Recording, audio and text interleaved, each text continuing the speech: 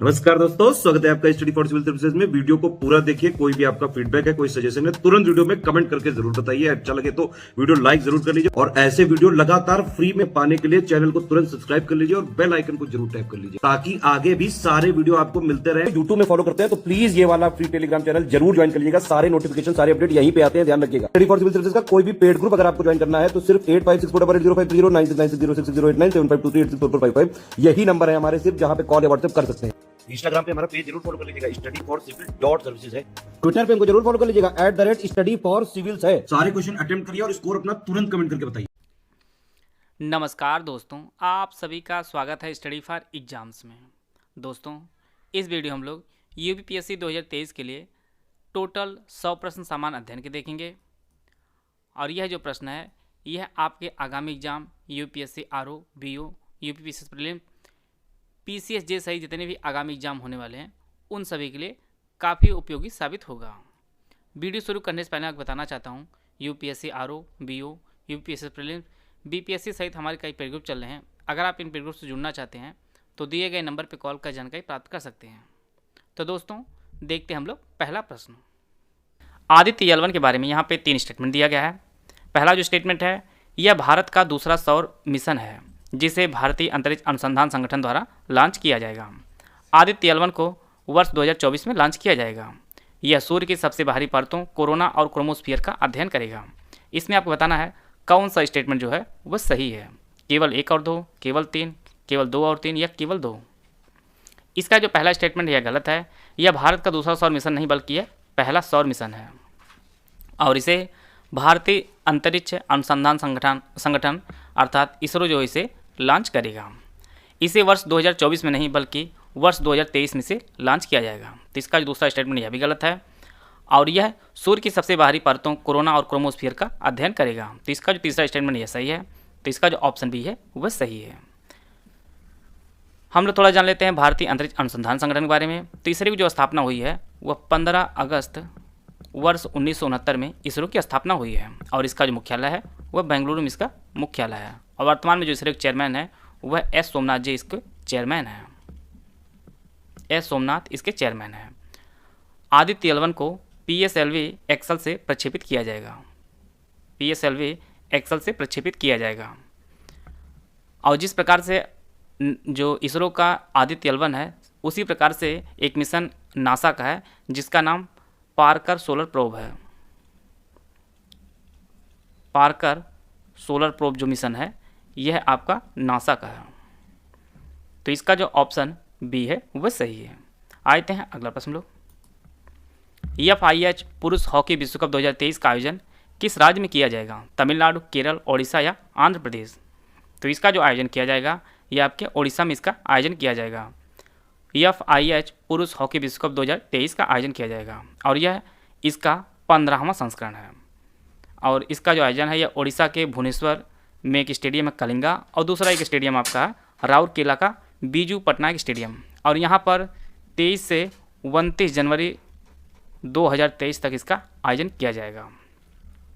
और इससे पहले भारत ने 3 बार पुरुष हॉकी विश्व कप का जो आयोजन है वह किया है और भारत ने वर्ष 1982, 2010, 2018 और यह चौथी बार जो है इसका आयोजन कर रहा है वर्ष 2023 में पुरुष हॉकी विश्व कप का।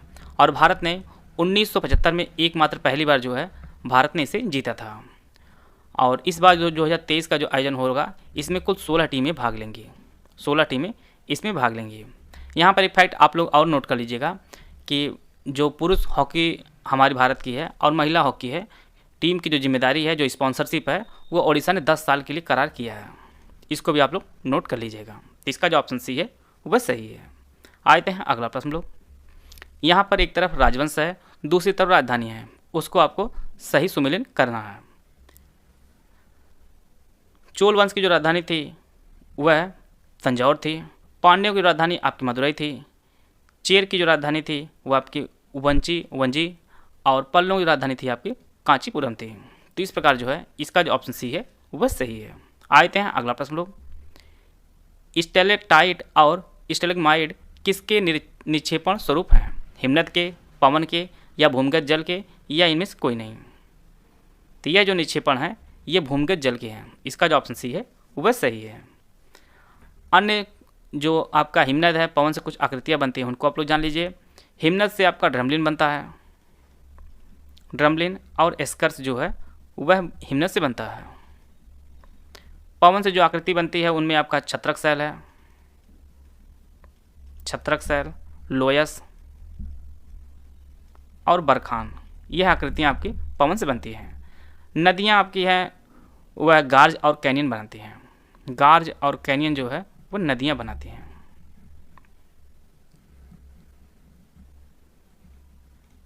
तो इसका जो ऑप्शन सी है वह सही है। S-400 वायु रक्षा मिशन मिसाइल प्रणाली के संदर्भ में यहाँ पे 2 स्टेटमेंट दिया गया है। पहला जो स्टेटमेंट है, इसकी आपूर्ति भारत को रूस कर रहा है और यह सतह से हवा मार करने वाली मिसाइल है। इसमें आपको बताना है कौन सा स्टेटमेंट जो है वह सही है, केवल एक, केवल दो, दोनों या इनमें से कोई नहीं। तो इसका जो पहला स्टेटमेंट यह सही है। S-400 वायु रक्षा मिसाइल प्रणाली जो है यह भारत को रूस प्रदान कर रहा है। और इसका जो दूसरा स्टेटमेंट यह भी सही है कि यह सतह से हवा मार करने वाली मिसाइल है। S-400 जो है S-300 का यह उन्नत संस्करण है और भारत और रूस के मध्य जो है यह डील हुई थी वर्ष 2018 में, इसकी डील हुई थी और यह डील $5 अरब में हुई थी, $5 अरब में हुई थी। और टोटल जो है 5 स्क्वाड्रन जो है भारत को रूस देगा और वर्ष 2023 के जनवरी फरवरी में जो है इसका तीसरा स्क्वाड्रन जो है वो भारत आ रहा है और इसकी जो रेंज है वो 400 किलोमीटर इसकी रेंज है S-400 मिसाइल की। आते हैं अगला प्रश्न लोग। इजराह प्रणाली के बारे में यहाँ पे 2 स्टेटमेंट दिया गया है। यह भारत में राजस्व कृषि प्रणाली का एक रूप था, इसे हुमायूं ने पेश किया था। इसमें आपको बताना था कौन सा स्टेटमेंट सही है, केवल एक, केवल दो, दोनों या इनमें से कोई नहीं। तो इसका जो पहला स्टेटमेंट है वह सही है। यह भारत में राजस्व कृषि प्रणाली का एक रूप था और इसका जो दूसरा स्टेटमेंट है वह गलत है। इसे हुमायूं ने नहीं पेश किया था बल्कि बंगाल में वारेन हेस्टिंग्स ने 1773 में इसे पेश किया था और इसके अनुसार राजस्व एकत्र करने का अधिकार सबसे अधिक बोली लगाने वाले को नीलाम किया गया था। इसमें आपका किसान, व्यापारी और दुकानदार जो होते थे वह इजरादार को अपना किराया देते थे। तो इसका जो ऑप्शन ए है, केवल जो पहला स्टेटमेंट है वह आपका सही है। आते हैं अगला प्रश्न लोग। मैक्स 14-7 किसकी अधिक उपज देने वाली और कीट प्रतिरोधी किस्म है? सोयाबीन की, चावल की, गेहूं की या सूरजमुखी की? यह जो किस्म है यह सोयाबीन की है। इसका जो ऑप्शन ए है वह सही है और इसे पुणे के अघोरकर अनुसंधान संस्थान ने इसे विकसित किया है। यहाँ पर आपको बताना है कौन सही सुमेलित नहीं है। बेलम गुफाएं आंध्र प्रदेश, खंडगिरी गुफाएं मध्य प्रदेश, वराह गुफाएं तमिलनाडु, मौमलुह गुफाएं मेघालय। तो इसका जो सही आंसर है वो ऑप्शन बी, खंडगिरी गुफाएं जो है यह मध्य प्रदेश में नहीं है बल्कि यह उड़ीसा में है और उड़ीसा में एक प्रसिद्ध गुफा और है उदयगिरी, यह भी कई बार परीक्षाओं में पूछा गया है। बाकी सभी सुमेलित हैं। बेलम गुफाएं आपके आंध्र प्रदेश में है, वराह गुफाएं तमिलनाडु में है और मौमलुह गुफाएं जो आपका मेघालय में है। तो इसका जो ऑप्शन बी है वह सही है। निम्नलिखित कथनों पर विचार कीजिए। यहाँ पर 3 स्टेटमेंट दिया गया है। हाल ही में बिहार के मिथिला मखाना को GI टैग दिया गया है। GI टैग की जो वैधता होती है वह 20 वर्ष तक होती है। यह वस्तुओं के भौगोलिक संकेतक पंजीकरण और संरक्षण अधिनियम 1999 के तहत प्रदान किया जाता है। आपको बताना है कौन सा स्टेटमेंट सही है, केवल 1 और 2, केवल 1 और 3, केवल 3 या 1, 2, 3। इसका जो पहला स्टेटमेंट है सही है। हाल ही में जो है बिहार की मिथिला मखाना को GI टैग दिया गया है। इसका दूसरा स्टेटमेंट यह गलत है।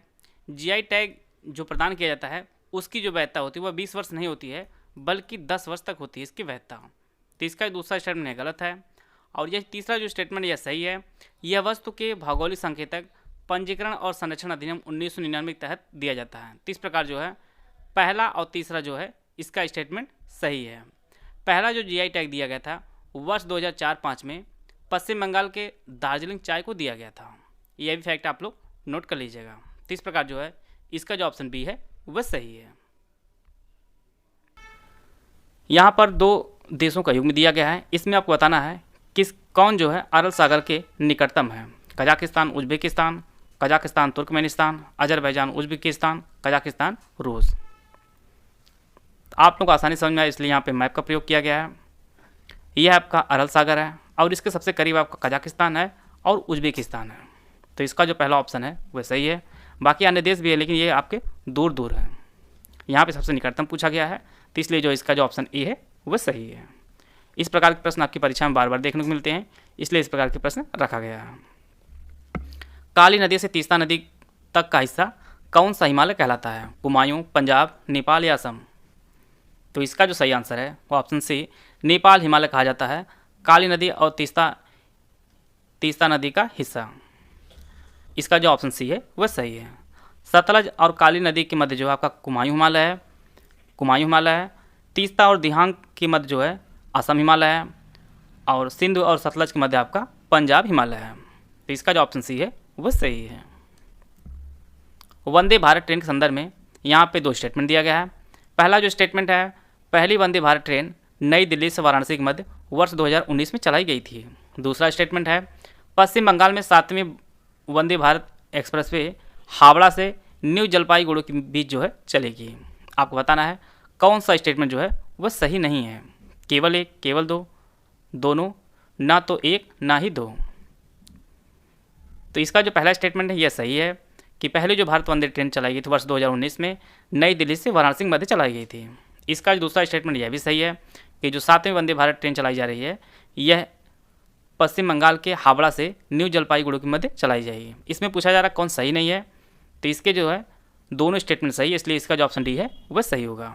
थोड़ा सा हम लोग जान लेते हैं वंदे भारत ट्रेन बारे में।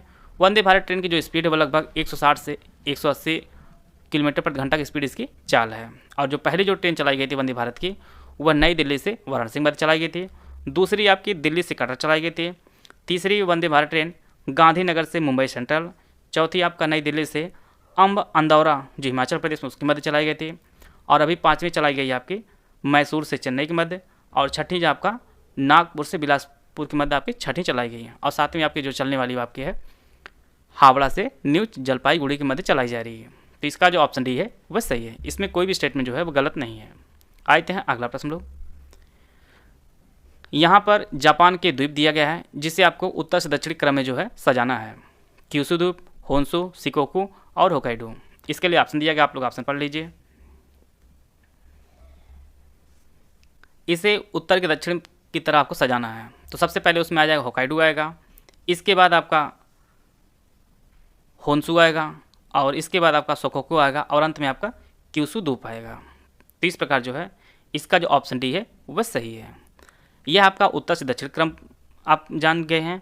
इसे अगर आपको प्रश्न पूछता है इस प्रकार से अवरोही क्रम में आपको सजाना है तो सबसे बड़ा जो द्वीप है आपका वह होन्शु है।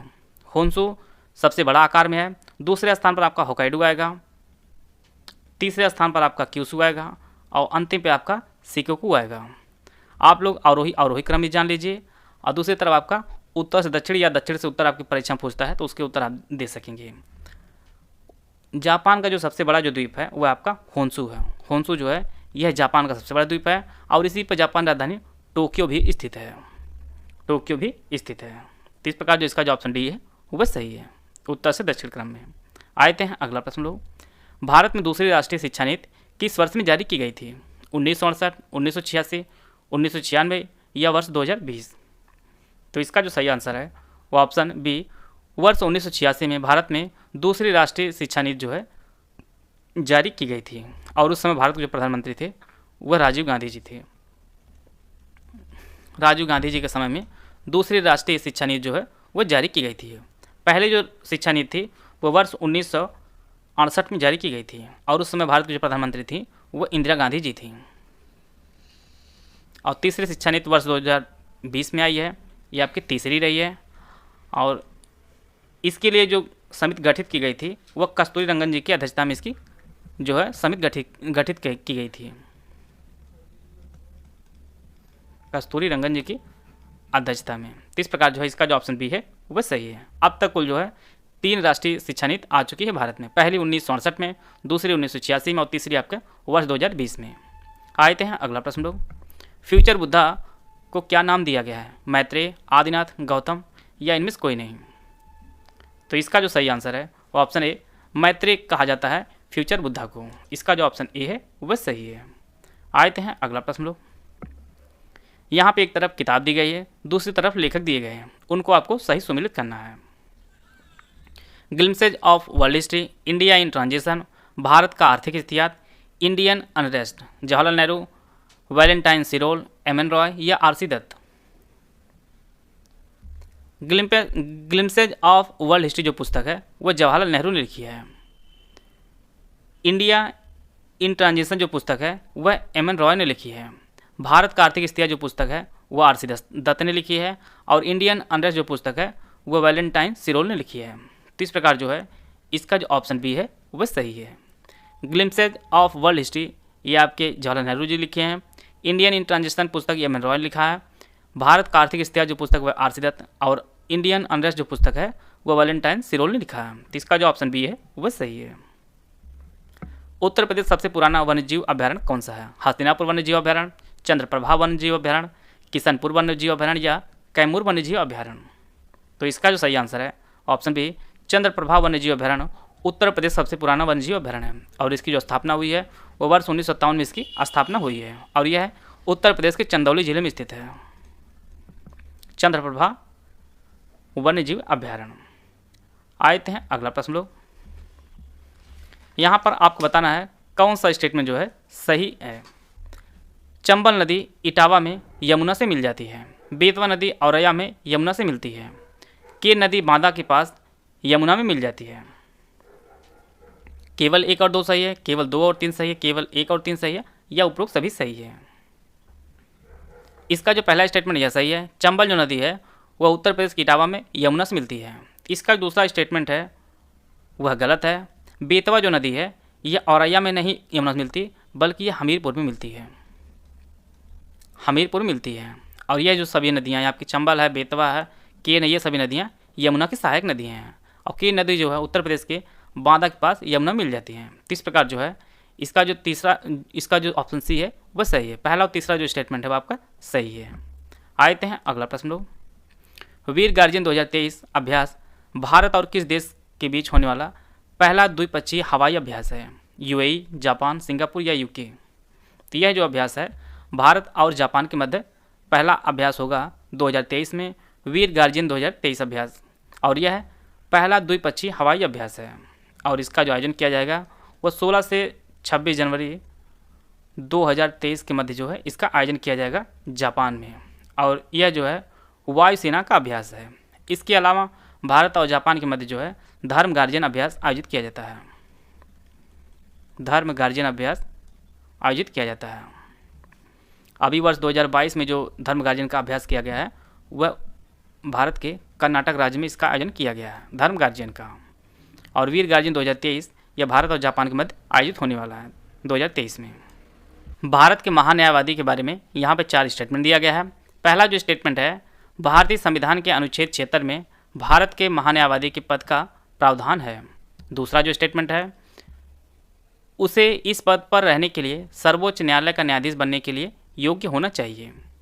भारतीय संविधान भारत के महान्यायवादी की 5 वर्षों के निश्चित कार्यकाल के लिए प्रदान करता है। इसकी जो नियुक्ति है वो भारत के मुख्य न्यायाधीश द्वारा की जाती है। इसमें आप बताना कौन सा स्टेटमेंट आपका सही है। केवल 1, 2 और 3, केवल 2 और 3, केवल 2, 3 और 4, केवल 1 और 2 या केवल 1, 3 और 4। इसका जो पहला स्टेटमेंट यह सही है कि भारतीय संविधान के अनुच्छेद 76 में जो है भारत के महान्यायवादी पद का प्रावधान किया गया है। इसका जो दूसरा स्टेटमेंट यह भी सही है उससे इस पद पर रहने के लिए सर्वोच्च न्यायालय का न्यायाधीश बनने के लिए योग्य होना चाहिए। इसका जो तीसरा स्टेटमेंट यह गलत है कि भारतीय संविधान में भारत के महान्यायवादी का जो कार्यकाल है वह निश्चित नहीं किया गया है। इस प्रकार जो तीसरा जो कथन वह गलत है। और इसकी जो नियुक्ति है वो भारत का मुख्य न्यायाधीश नहीं करते बल्कि राष्ट्रपति करते हैं सरकार की सलाह पर। राष्ट्रपति करते हैं सरकार की सलाह पर। इस प्रकार जो है इसका जो ऑप्शन सी है केवल 1 और 2 आपका सही है। वर्तमान में भारत के जो महान्यायवादी हैं वह आर वेंकट रमणी जी हैं। आर वेंकट रमणी जो है भारत के महान्यायवादी हैं और यह 16वें महान्यायवादी हैं भारत के। इनकी जो नियुक्ति है वह राष्ट्रपति ने की है।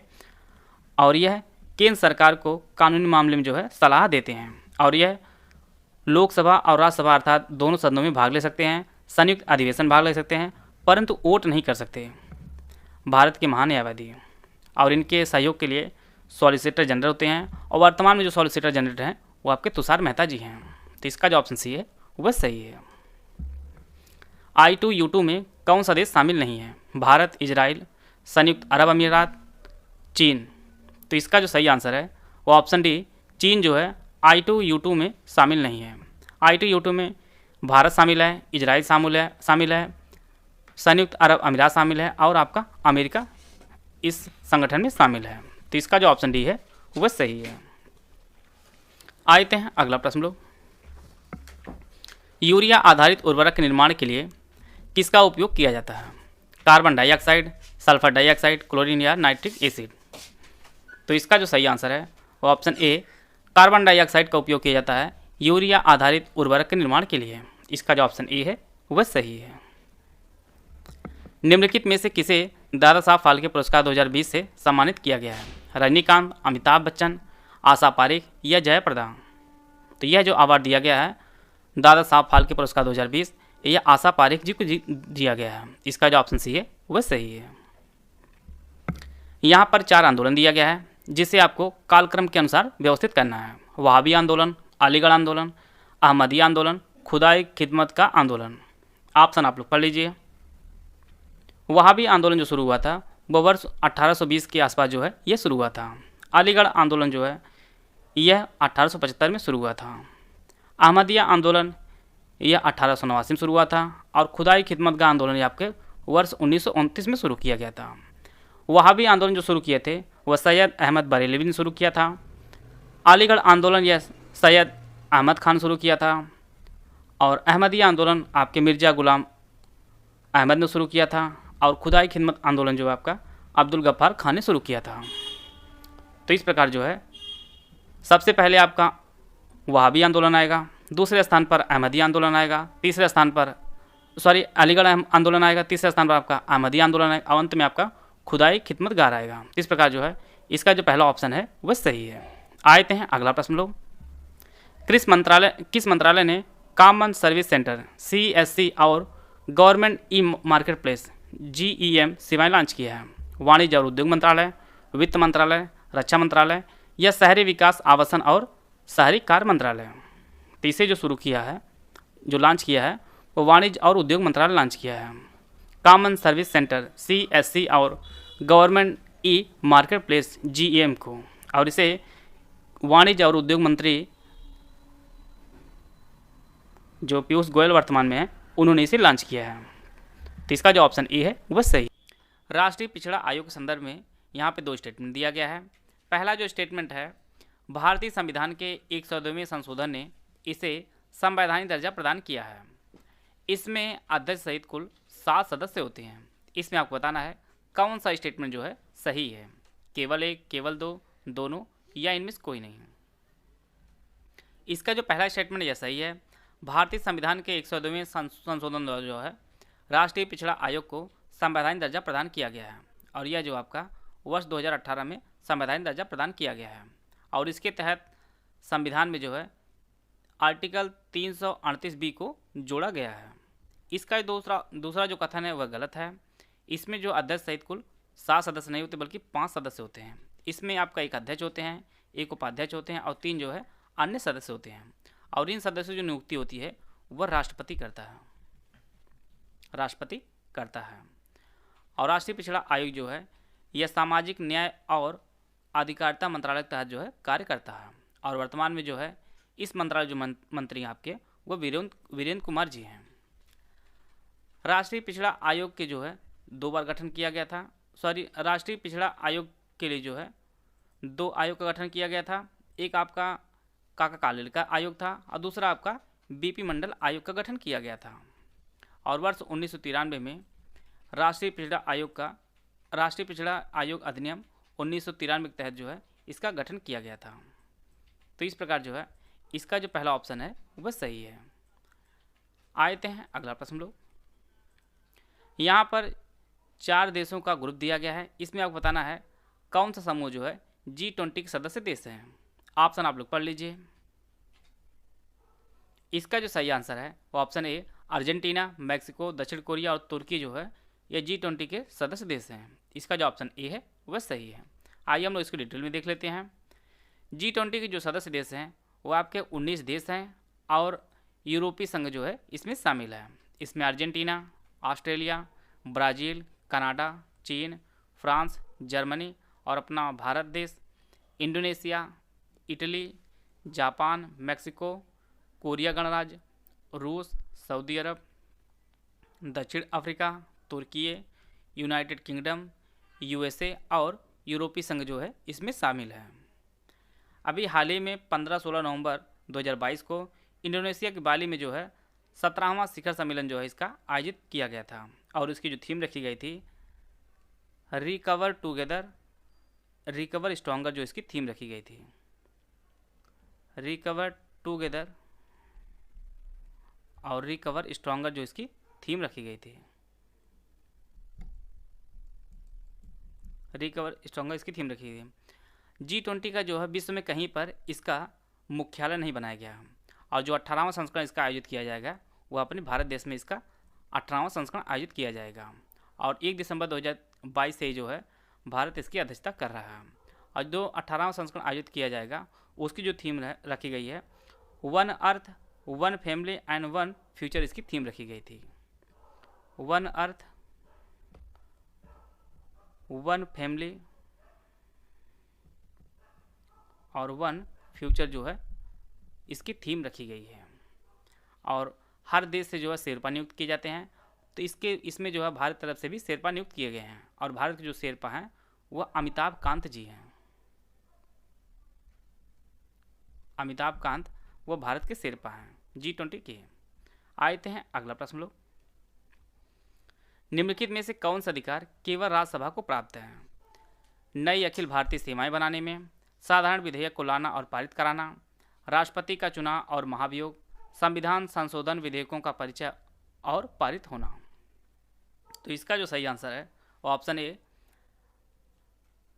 नई अखिल भारतीय सीमाएं बनाने के जो अधिकार है वह केवल राज्यसभा को प्राप्त है। बाकी अन्य जो अधिकार है वह दोनों को बराबर प्राप्त है। साधारण विधेयक राज्यसभा में ला सकता है, लोकसभा में ला सकता है। राष्ट्रपति का चुनाव और महाभियोग जो है वह किसी में ला सकता है और संविधान संशोधन अगर करना है तो वह भी चाहे राज्यसभा में ला सकता है चाहे लोकसभा में। परंतु नई अखिल भारतीय सीमाएं बनाने जो अधिकार प्राप्त है वह केवल राज्यसभा को प्राप्त है। इसका जो ऑप्शन ए है वो बस सही है। निम्नलिखित में कौन सा कथन पादप और पद कोशिकाओं के बीच सामान्य अंतर के बारे में सही है? पादप कोशिकाओं में सेलुलोज कोशिका भित्ति नहीं होती जबकि पशु कोशिकाओं में नहीं होती है। पादप कोशिकाओं में एक प्लाज्मा झिल्ली नहीं होती है जो पशु कोशिकाओं के विपरीत होती है। परिपक्व पौधे की कोशिका में एक बड़ी रिक्तिका होता है जबकि पशु कोशिकाओं में कई छोटे रिक्तिकाएं होती हैं। इसमें आपको सही विकल्प का चयन करना है, केवल 1 और 2, केवल 2 और 3, केवल 1 और 3 या 1, 2 और 3। इसका जो पहला स्टेटमेंट वह सही है कि पादप कोशिकाओं में सेलुलोज जो है कोशिका भित्ति होती है जबकि पशु कोशिकाओं में नहीं होती है। इसका दूसरा स्टेटमेंट गलत है क्योंकि प्लाज्मा झिल्ली जो है यह पादप कोशिका और पशु कोशिका दोनों में पाई जाती है। तीसरा स्टेटमेंट यह भी सही है, परिपक्व पौधे की कोशिका में बड़ी रिक्तिका होती है जबकि पशु कोशिकाओं में कई छोटी छोटी रिक्तिकाएँ होती हैं और यह जो रिक्तिकाएँ हैं ये जल संतुलन में सहायता प्रदान करती हैं। तो इस प्रकार जो है इसका जो ऑप्शन सी है वह सही है। आते हैं अगला प्रश्न लोग। मौलिक अधिकारों की निम्नलिखित श्रेणियों में कौन सा भेदभाव के अस्पृश्यता के खिलाफ संरक्षण को शामिल करता है? शोषण के खिलाफ अधिकार, स्वतंत्रता का अधिकार, संवैधानिक उपचार का अधिकार या समानता का अधिकार? इसका जो सही आंसर है वो ऑप्शन डी, समानता का अधिकार। भेदभाव के अस्पृश्यता के खिलाफ संरक्षण जो है वो आपके समानता का अधिकार के तहत है और यह आर्टिकल जो है 17 में निहित है और यह समानता का अधिकार के अंतर्गत आता है। और समानता का जो अधिकार है वो आर्टिकल 14 से 18 तक जो है इसका वर्णन किया गया है और आर्टिकल 17 में जो है अस्पृश्यता के अंत के बारे में वर्णन किया गया है और मौलिक अधिकार को संविधान के भाग 3 में रखा गया है और यह आर्टिकल 12 से लेकर 35 तक इसका वर्णन किया गया है। इसके तहत जो स्वतंत्रता का जो अधिकार है वह आर्टिकल 19 से 22 तक है। शोषण के खिलाफ जो अधिकार है वो आर्टिकल 23 से 24 के तहत है। और संवैधानिक उपचारों का जो अधिकार है वो आर्टिकल 32 में दिया गया इसका वर्णन। तो इस प्रकार जो है इसका जो ऑप्शन डी है वह सही है। आते हैं अगला प्रश्न लोग। बेंजीन प्रदूषण के जोखिम के लिए निम्नलिखित में से कौन से कारण या कारक हैं? ऑटोमोबाइल निकास, तंबाकू का धुआं, लकड़ी का जलना। इसमें आपको सही विकल्प का चयन करना है। ऑप्शन आप लोग पढ़ लीजिए। बेंजीन प्रदूषण में जो कारक हैं वो आपके ऑटोमोबाइल निकास भी है, तंबाकू का धुआं भी है और लकड़ी का जलना भी है। तो इस प्रकार जो है इसका जो ऑप्शन डी है वह सही है। और बेंजीन का जो रासायनिक सूत्र होता है वह C6 या 6 इसका रासायनिक सूत्र होता है। आते हैं अगला प्रश्न लो। यहाँ पे 2 स्टेटमेंट दिया गया है। गरुड़ सेवन जो है भारत की वायुसेना और फ्रांस द्वारा आयोजित एक द्विपक्षीय अभ्यास है और हाल ही में इसका जो आयोजन है ये जोधपुर में किया गया है। केवल एक सही है, केवल 2 सही है, दोनों सही है, इनमें से कोई नहीं। तो इसका जो पहला स्टेटमेंट यह सही है कि गरुड़ सेवन जो है यह भारत की वायुसेना और फ्रांस द्वारा आयोजित एक द्विपक्षीय अभ्यास है। और इसका दूसरा ऑप्शन वह भी सही है। अभी हाल ही में जो इसका आयोजन है वह जोधपुर में इसका आयोजन किया गया है और इसमें राफेल, तेजस, जगुआर, सुखोई से जो हमारे लड़ाकू विमान है वह इसमें शामिल थी। और इसका जो पहला संस्करण आयोजित किया गया था वह वर्ष 2003 में इसका पहला संस्करण आयोजित किया गया था और 2022 में यह 7वां संस्करण आयोजित किया गया है। तो इसके दोनों स्टेटमेंट वह आपके सही है। इसका जो सी ऑप्शन है वह सही है। यहाँ पर 4 युग्म दिया गया है। इसमें आपको बताना कौन से युग्म जो है सही मेल खाता है। मेकांग अंडमान सागर, थेम्स आयरिश सागर, वोल्गा कैस्पियन सागर, जाम्बेजी हिंद महासागर।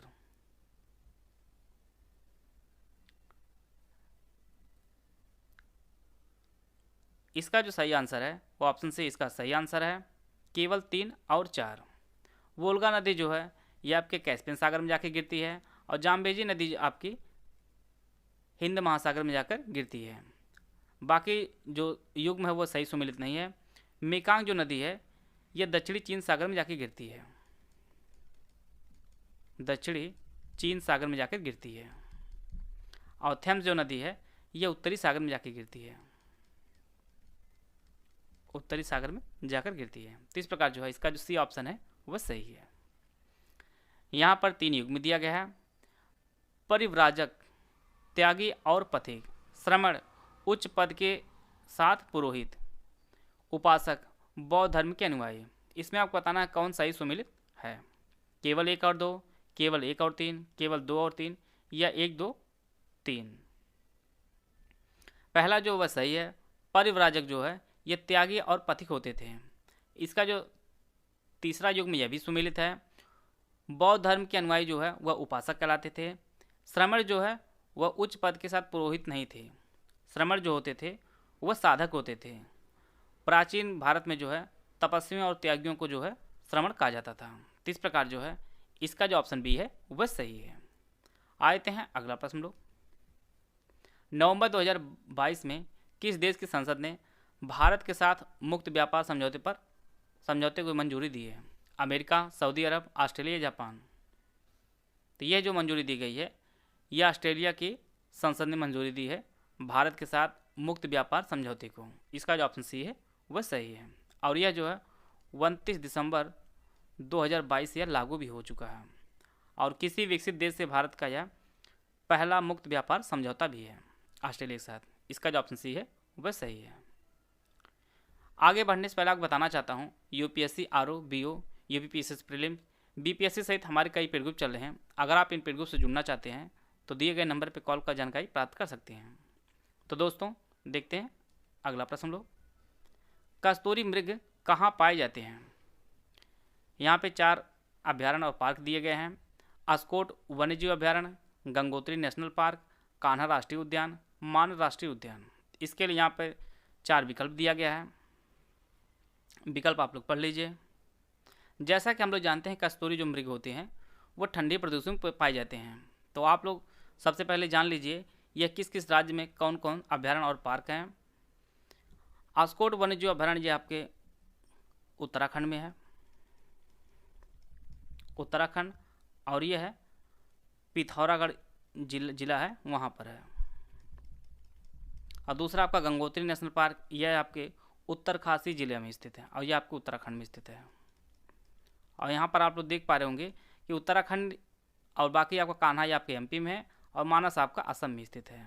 तो जो ठंडा जो प्रदेश आपका देख पा रहे होंगे, उत्तराखंड का आपका अस्कोट वन्यजीव अभ्यारण्य और गंगोत्री नेशनल पार्क जो है दोनों ही उत्तराखंड में है। तो जो कश्मीरी मृग पाए जाएंगे वह इन्हीं दोनों में पाए जाएंगे जहाँ पर ठंडा प्रदेश है।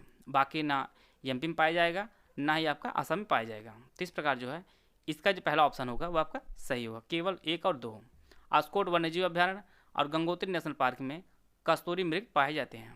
तो इसका जो ऑप्शन ए है वह सही है। आते हैं अगला प्रश्न लोग। फीफा महिला विश्व कप 2023 संदर्भ में 2 स्टेटमेंट दिया गया है। इसका शुभंकर तर्जुनी है और इसे अमेरिका और न्यूजीलैंड के संयुक्त रूप से आयोजित किया जाएगा। न्यूजीलैंड में संयुक्त रूप से आयोजित किया जाएगा। आपको सही विकल्प का चयन करना है, केवल 1, केवल 2, दोनों या इनमें से कोई नहीं। तो इसका जो पहला स्टेटमेंट यह सही है। फीफा महिला विश्व कप 2023 का जो आयोजन किया जाएगा उसका जो शुभंकर जो चुना गया है वह तजुनी है। इसका जो पहला स्टेटमेंट वह सही है। दूसरा जो स्टेटमेंट यह गलत है।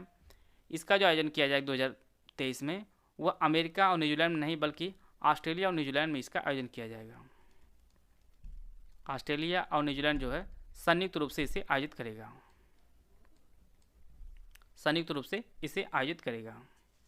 तो इस प्रकार जो है इसका जो केवल 1 जो है वह सही है। फीफा की जो स्थापना हुई थी वह वर्ष 1904 में इसकी स्थापना हुई है और इसका जो मुख्यालय है वह ज्यूरिख स्विट्जरलैंड में इसका मुख्यालय स्थित है।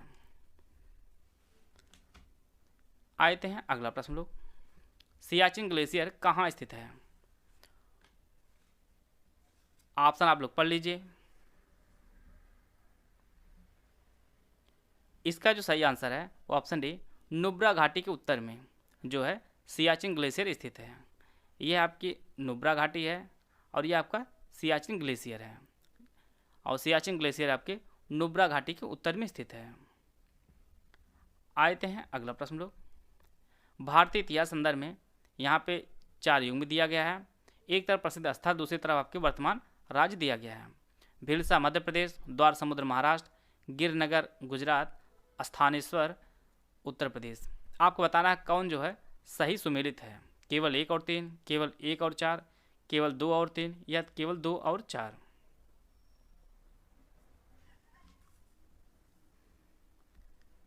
भिलसा जो है यह मध्य प्रदेश में स्थित है। द्वार समुद्र जो है यह होसैलों की राजधानी थी। यह महाराष्ट्र में नहीं बल्कि यह कर्नाटक में स्थित है। गिरनार यह आपके गुजरात में स्थित है। स्थानेश्वर जो है यह यूपी में नहीं बल्कि यह हरियाणा में स्थित है, हरियाणा में स्थित है। तो जो सुमिलित वह आपका सिर्फ 1 और 3 जो है सुमिलित। इसका जो पहला ऑप्शन है वह सही है। और द्वार समुद्र जो है यह होसैलों की राजधानी है और भिलसा जो है वह शुंग वंश का प्रमुख केंद्र था। और गिरनार आपका गुजरात में स्थित है और वर्तमान में आपका जूनागढ़ जो जगह है वर्तमान में वहीं पर यह स्थित है।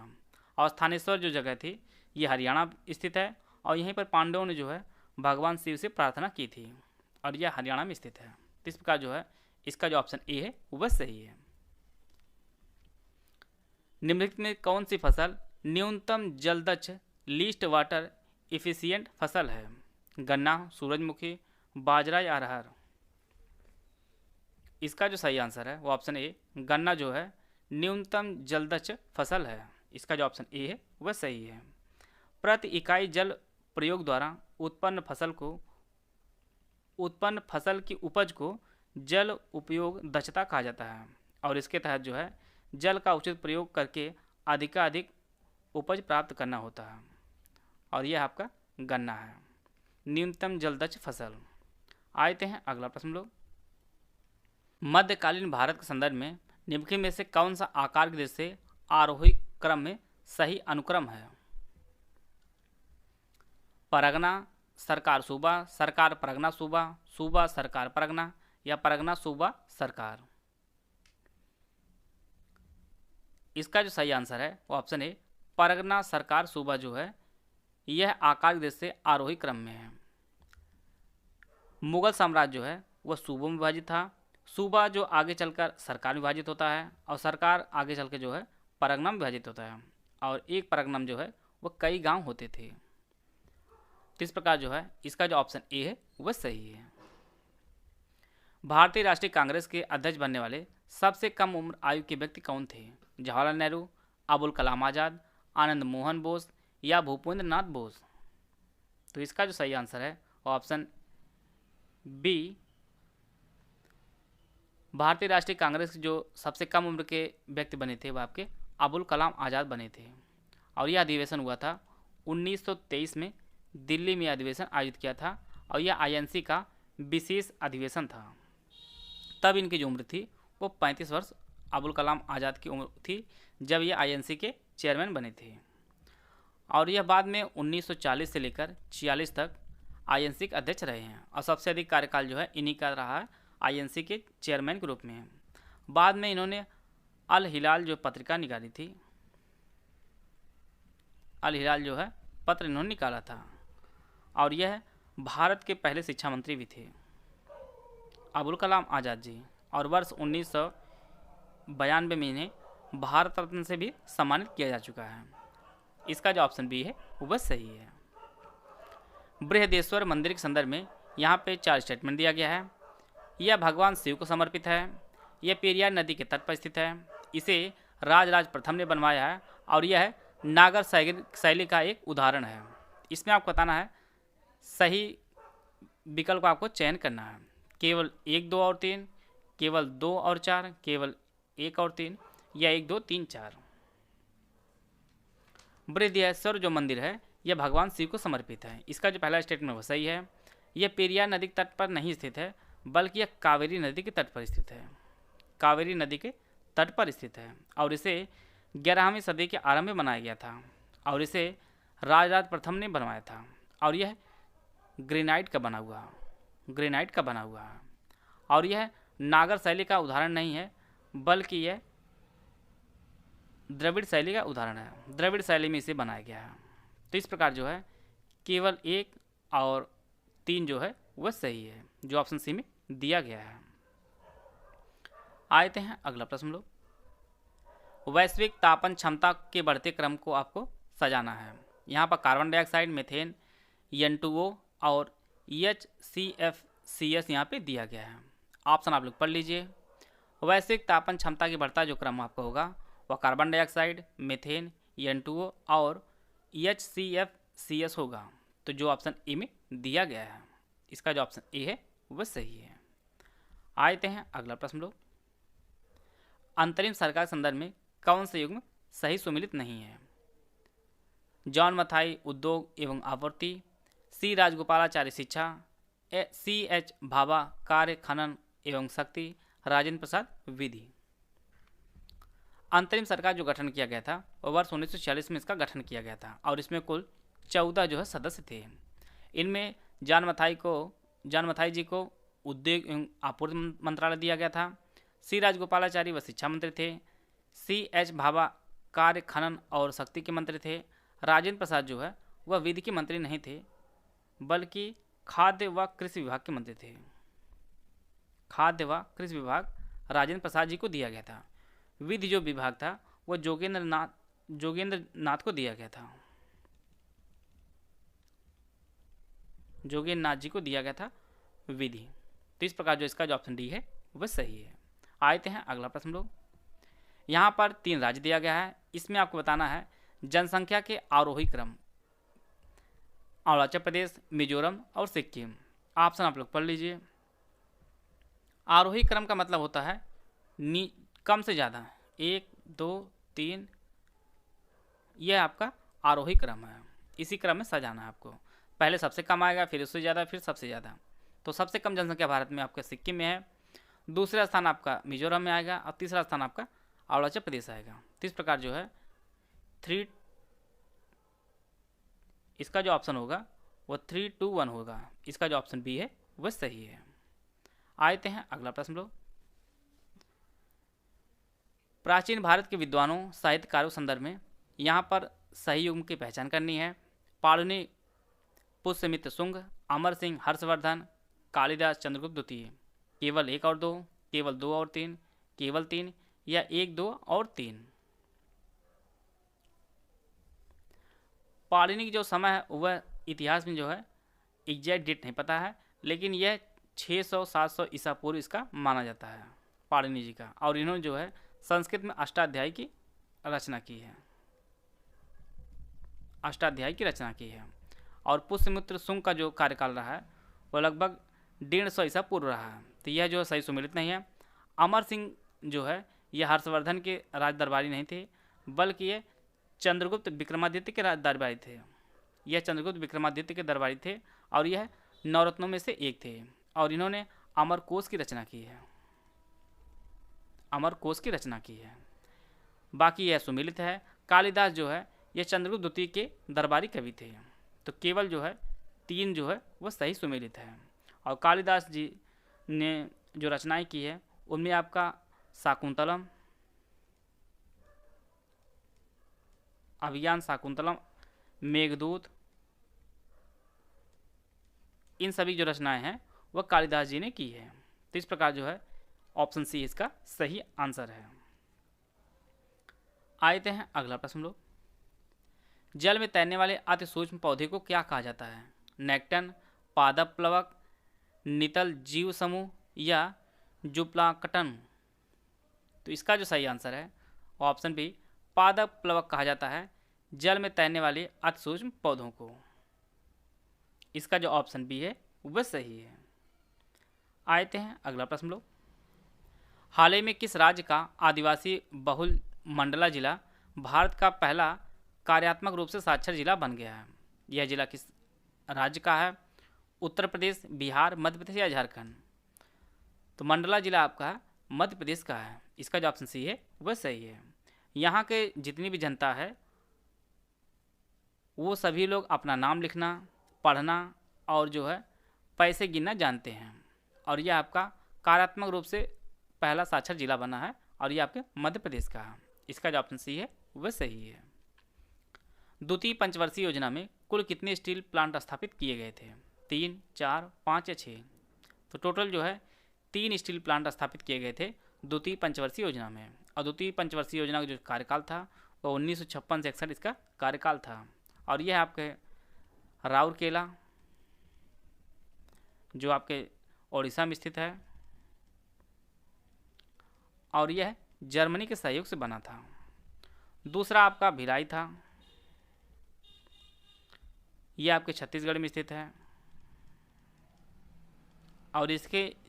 और यह जो है सोवियत संघ के सहयोग से बना था। तीसरा आपका था दुर्गापुर जो वर्तमान में पश्चिम बंगाल में स्थित है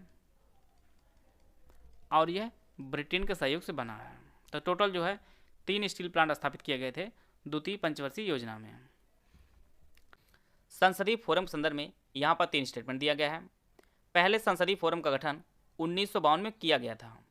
जनसंख्या पर गठित फोरम के पदेन अध्यक्ष लोकसभा अध्यक्ष होते हैं। अध्यक्ष तथा उपाध्यक्षों को छोड़कर प्रत्येक मंच में जो है 31 से अधिक सदस्य नहीं होते हैं। इसमें आपको बताना कौन सा स्टेटमेंट सही है? केवल 3, केवल 2, केवल 1 और 2 या 1, 2 और 3? इसका जो पहला स्टेटमेंट यह गलत है। पहला जो संसदीय फोरम का गठन किया गया था वह वर्ष 1952 में नहीं बल्कि 2005 में इसका गठन किया गया था। और इसका दूसरा स्टेटमेंट यह भी गलत है। संसद जनसंख्या पर गठित फोरम के जो पदेन अध्यक्ष होते हैं वह लोकसभा अध्यक्ष नहीं होते हैं बल्कि राज्यसभा के सभापति होते हैं। और वैसे जो है सभी संसदीय फोरम के जो पदेन अध्यक्ष होते हैं वह लोकसभा अध्यक्ष होते हैं, परंतु अपवाद स्वरूप जो है जनसंख्या पर गठित फोरम और सार्वजनिक स्वास्थ्य पर गठित फोरम के जो अध्यक्ष होते हैं वह राज्यसभा के सभापति होते हैं। इसका जो तीसरा स्टेटमेंट वह सही है। अध्यक्ष और उपाध्यक्षों को छोड़कर प्रत्येक मंच में जो है 31 से अधिक सदस्य नहीं हो सकते हैं। और इसमें जो 31 सदस्य होते हैं उनमें आपका 21 जो सदस्य होते हैं वह राज्यसभा से वह आपके लोकसभा से होते हैं और 10 जो सदस्य होते हैं वह आपके राज्यसभा से होते हैं। तो टोटल जो है 31 से अधिक सदस्य नहीं हो सकते हैं अध्यक्ष और उपाध्यक्ष को छोड़कर। और यह जो सदस्य चुने जाते हैं यह लोकसभा अध्यक्ष या राज्यसभा के सभापति द्वारा इनको जो है नामित किया जाता है। तो इस प्रकार जो है केवल 3 सही है जो ऑप्शन ए में दिया गया है। आते हैं अगला प्रश्न लोग। यहाँ पर 4 टाइगर रिजर्व दिया गया है और दूसरी तरफ संबंधित राज्य दिया गया है, उनको आपको सही सुमेलित करना है। Nameri tiger reserve, Periyar tiger reserve, Kawal tiger reserve और सतकोसिया टाइगर रिजर्व, ओडिशा, असम, तेलंगाना और केरल। नामेरी टाइगर रिजर्व जो है यह आपके असम में स्थित है। पेरियार टाइगर रिजर्व यह आपके केरल में स्थित है। कवाल टाइगर रिजर्व यह है तेलंगाना में स्थित है और सतकोसिया टाइगर रिजर्व यह आपके ओडिशा में स्थित है। तो इस प्रकार जो है इसका जो ऑप्शन बी है वह सही है। टाइगर प्रोजेक्ट भारत में वर्ष 1993 में शुरू किया गया था और पहला जो टाइगर रिजर्व घोषित किया गया था वह जिम कॉर्बेट टाइगर रिजर्व जो उत्तराखंड में स्थित है। और भारत में जो है टाइगर मैन ऑफ इंडिया जो कहा जाता है वह कैलाश सांखला जी को कहा जाता है। कैलाश सांखला जी को कहा जाता है। और वर्तमान में भारत में कुल 53 टाइगर रिजर्व हैं, जिनमें 4 जो टाइगर रिजर्व है वह यूपी में है। आप लोग यूपी के जान लीजिए। दुधवा जो लखीमपुर खीरी में है, पीलीभीत, अमनगढ़ और अभी जो 53वां घोषित किया गया है रानीपुर टाइगर रिजर्व। तो टोटल भारत में 53 टाइगर रिजर्व हैं। तो इस प्रकार जो है इसका जो ऑप्शन बी है वह सही है। अगला जो प्रश्न है, बायोस्फीयर रिजर्व के संदर्भ में यहाँ पे 3 स्टेटमेंट दिया गया है। इसका वित्तीय वहन जो 100% जो है वह केंद्र सरकार वहन करती है। इसके क्रोड क्षेत्र में मॉनिटरिंग के साथ शोध कार्यों को मंजूरी दी जाती है।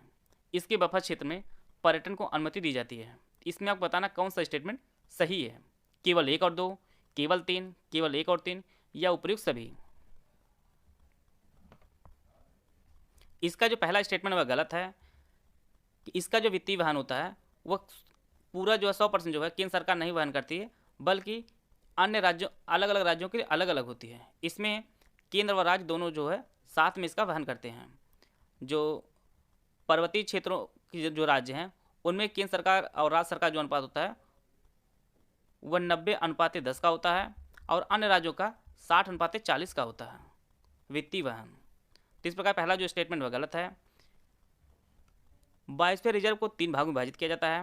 पहला आपका क्रोड क्षेत्र होता है, जिनमें सिर्फ सरकारी कर्मचारी व अधिकारी जाते हैं और सभी के लिए जो है प्रवेश वर्जित होता है। दूसरा आपका होता है बफर क्षेत्र होता है, इसमें अनुसंधान, शोध, शिक्षा और प्रशिक्षण किया जा सकता है। और तीसरा आपका होता है संक्रमण क्षेत्र, जिसमें फसलें वगैरह भी उगाई जा सकती हैं। फसलें वगैरह भी उगाई जा सकती हैं। तो इस प्रकार जो है इसका जो ऑप्शन बी है केवल 3, यह जो है सही है। भारत में जो है कुल वर्तमान में 18 बायोस्फीयर रिजर्व हैं और बायोस्फीयर रिजर्व जो प्रोग्राम भारत में वर्ष 1986 में शुरू किया गया था इसे। और भारत में कुल जो है 18 बायोस्फीयर रिजर्व हैं। इसका जो ऑप्शन बी है वह सही है। आते हैं अगला प्रश्न लोग। हाल ही में केंद्रीय सड़क परिवहन एवं राजमार्ग मंत्री नितिन गडकरी ने भारत के दूसरे सबसे लंबे केबल वाले 8 लेन जुआरी ब्रिज का उद्घाटन कहाँ किया है? कर्नाटक, जम्मू कश्मीर, महाराष्ट्र व गोवा।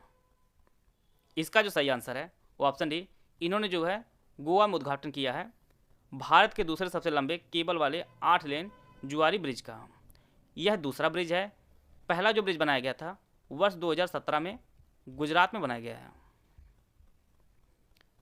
और यह जो गोवा वाला ब्रिज है यह वर्ष 2016 से बन रहा है और जाकर 2022 में इसका उद्घाटन किया गया है 29 दिसंबर को। और इसका जो उद्घाटन है वह केंद्रीय सड़क परिवहन एवं राजमार्ग मंत्री नितिन गडकरी ने इसका उद्घाटन किया है। इसका जो ऑप्शन डी है वह सही है। आते हैं अगला प्रश्न लोग। यहाँ पर 2 स्टेटमेंट दिया गया है। मंत्रिपरिषद सामूहिक रूप से केवल लोकसभा के प्रति उत्तरदायी होती है। मंत्रिपरिषद के मंत्रियों की संख्या लोकसभा सदस्यों की कुल संख्या का 15% से अधिक नहीं हो सकती है। इसमें आपको बताना कौन सा स्टेटमेंट सही है। केवल 1, केवल 2, केवल 1 और 2 या तो इनमें से कोई नहीं। इसका जो पहला स्टेटमेंट है वह सही है। मंत्रिपरिषद सामूहिक रूप से लोकसभा के प्रति जो है उत्तरदायी होती है। दूसरा स्टेटमेंट यह भी सही है कि मंत्रिपरिषद में मंत्रियों की संख्या लोकसभा सदस्यों की कुल संख्या से 15% से अधिक नहीं हो सकती है। इस प्रकार जो है इसके दोनों स्टेटमेंट है वह सही है। और मंत्रिपरिषद सामूहिक रूप से लोकसभा के प्रति उत्तरदायी होती है, यह आर्टिकल 75(3) में इसका वर्णन किया गया है। 75(3) में इसका वर्णन किया गया है। आते हैं अगला प्रश्न लोग। स्थानांतरित कृषि को कुमारी नाम से किस क्षेत्र में जाना जाता है? उत्तरी पूर्वी भारत में, हिमाचल प्रदेश में, पश्चिमी घाट में या दक्षिणी पूर्वी राजस्थान में? तो हस्तांतरित कृषि को कुमारी नाम से जाना जाता है, यह पश्चिमी घाट में जाना जाता है। इसका जो ऑप्शन सी है वह सही है। आते हैं अगला प्रश्न लोग। सुएज नहर के बारे में यहाँ पर 3 स्टेटमेंट दिया गया है। यह नहर भूमध्य सागर को गल्फ खाड़ी को जोड़ती है और इसका निर्माण है वर्ष 1869 में इसका निर्माण पूरा हुआ था। इसके उत्तर में पोर्ट सईद व दक्षिण में पोर्ट सुएज अवस्थित है। इसमें आपको बताना कौन सा स्टेटमेंट सही है। पहला जो स्टेटमेंट है वह गलत है। सुएज नहर जो है भूमध्य सागर को लाल सागर से जोड़ती है, भूमध्य सागर को लाल सागर से जोड़ती है। इसका दूसरा स्टेटमेंट यह सही है। इसका जो निर्माण पूरा हुआ था वह 1869 में इसका निर्माण पूरा हुआ था। और इसका तीसरा स्टेटमेंट यह भी सही है। सुएज नहर के उत्तर में पोर्ट सईद और दक्षिण में पोर्ट सुएज जो है स्थित है। इस प्रकार जो है केवल 2 और 3 जो है वह सही है। यहाँ पर आप लोगों को आसानी से समझने के मैप का प्रयोग किया गया है। यह आपका सुएज नहर है और यह आपका पोर्ट सईद और यह आपका पोर्ट सुएज है। पोर्ट सईद जो है यह उत्तर दिशा में है और पोर्ट सईद जो आपका पोर्ट सुएज आपका दक्षिण दिशा में है। इस प्रकार जो है इसका जो ऑप्शन बी है वह सही है। और सुएज नहर जो है यह मिस्र में स्थित है। इसको भी आप लोग नोट कर लीजिएगा। आते हैं अगला प्रश्न लोग। यहाँ पर एक तरफ जनजाति है विश्व की और दूसरी तरफ संबंधित जो है क्षेत्र दिया गया है। माया जनजाति मध्य अमेरिका, किर्गिज जनजाति मध्य एशिया, सेमांग जनजाति पश्चिमी अफ्रीका, मसाई जनजाति केनिया। इसका जो सही आंसर है सेमांग जनजाति जो है वो पश्चिमी अफ्रीका में नहीं पाई जाती है बल्कि ये मलेशिया में पाई जाती है, मलेशिया में पाई जाती है। बाकी सभी सुमिलित हैं। माया जनजाति जो है ये मध्य अमेरिका में, किर्गिज आपका मध्य एशिया में, मसाई जनजाति जो आपके केनिया में पाई जाती है। तो इस प्रकार जो है इसका जो ऑप्शन सी है वह सही है। आते हैं अगला प्रश्न लोग। यहाँ पर आपको सुमिलित करना है। एक तरफ अनुच्छेद दिया गया है और दूसरी तरफ जो है राज्य दिए गए हैं। ऑप्शन आप लोग पढ़ लीजिए। अनुच्छेद 371 में महाराष्ट्र और गुजरात के लिए विशेष प्रावधान का वर्णन किया गया है। इसी प्रकार से अनुच्छेद 371 से में मणिपुर के लिए विशेष प्रावधान का वर्णन किया गया है। अनुच्छेद 371 आई में गोवा के लिए विशेष प्रावधान का वर्णन किया गया है। और अनुच्छेद 371 जे में कर्नाटक के लिए विशेष प्रावधान का जो है वर्णन किया गया है। तो इस प्रकार जो है इसका जो ऑप्शन सी है वह सही है। आते हैं अगला प्रश्न लोग। यहाँ पर 4 घटनाक्रम दिया गया है जिसे आपको कालक्रमानुसार व्यवस्थित करना है। CR फार्मूला, अगस्त प्रस्ताव की घोषणा, वेबल योजना, फॉरवर्ड ब्लॉक की स्थापना। ऑप्शन आप लोग पढ़ लीजिए। CR फार्मूला जो है यह वर्ष 1944 में आया था। अगस्त प्रस्ताव की जो घोषणा हुई थी वह वर्ष 1940 में हुई थी। और वेबल योजना जो है प्रस्तुत की गई थी वह वर्ष 1945 में की गई थी। और फॉरवर्ड ब्लॉक की जो स्थापना की गई थी सुभाष चंद्र बोस द्वारा वह वर्ष 1939 में की गई थी।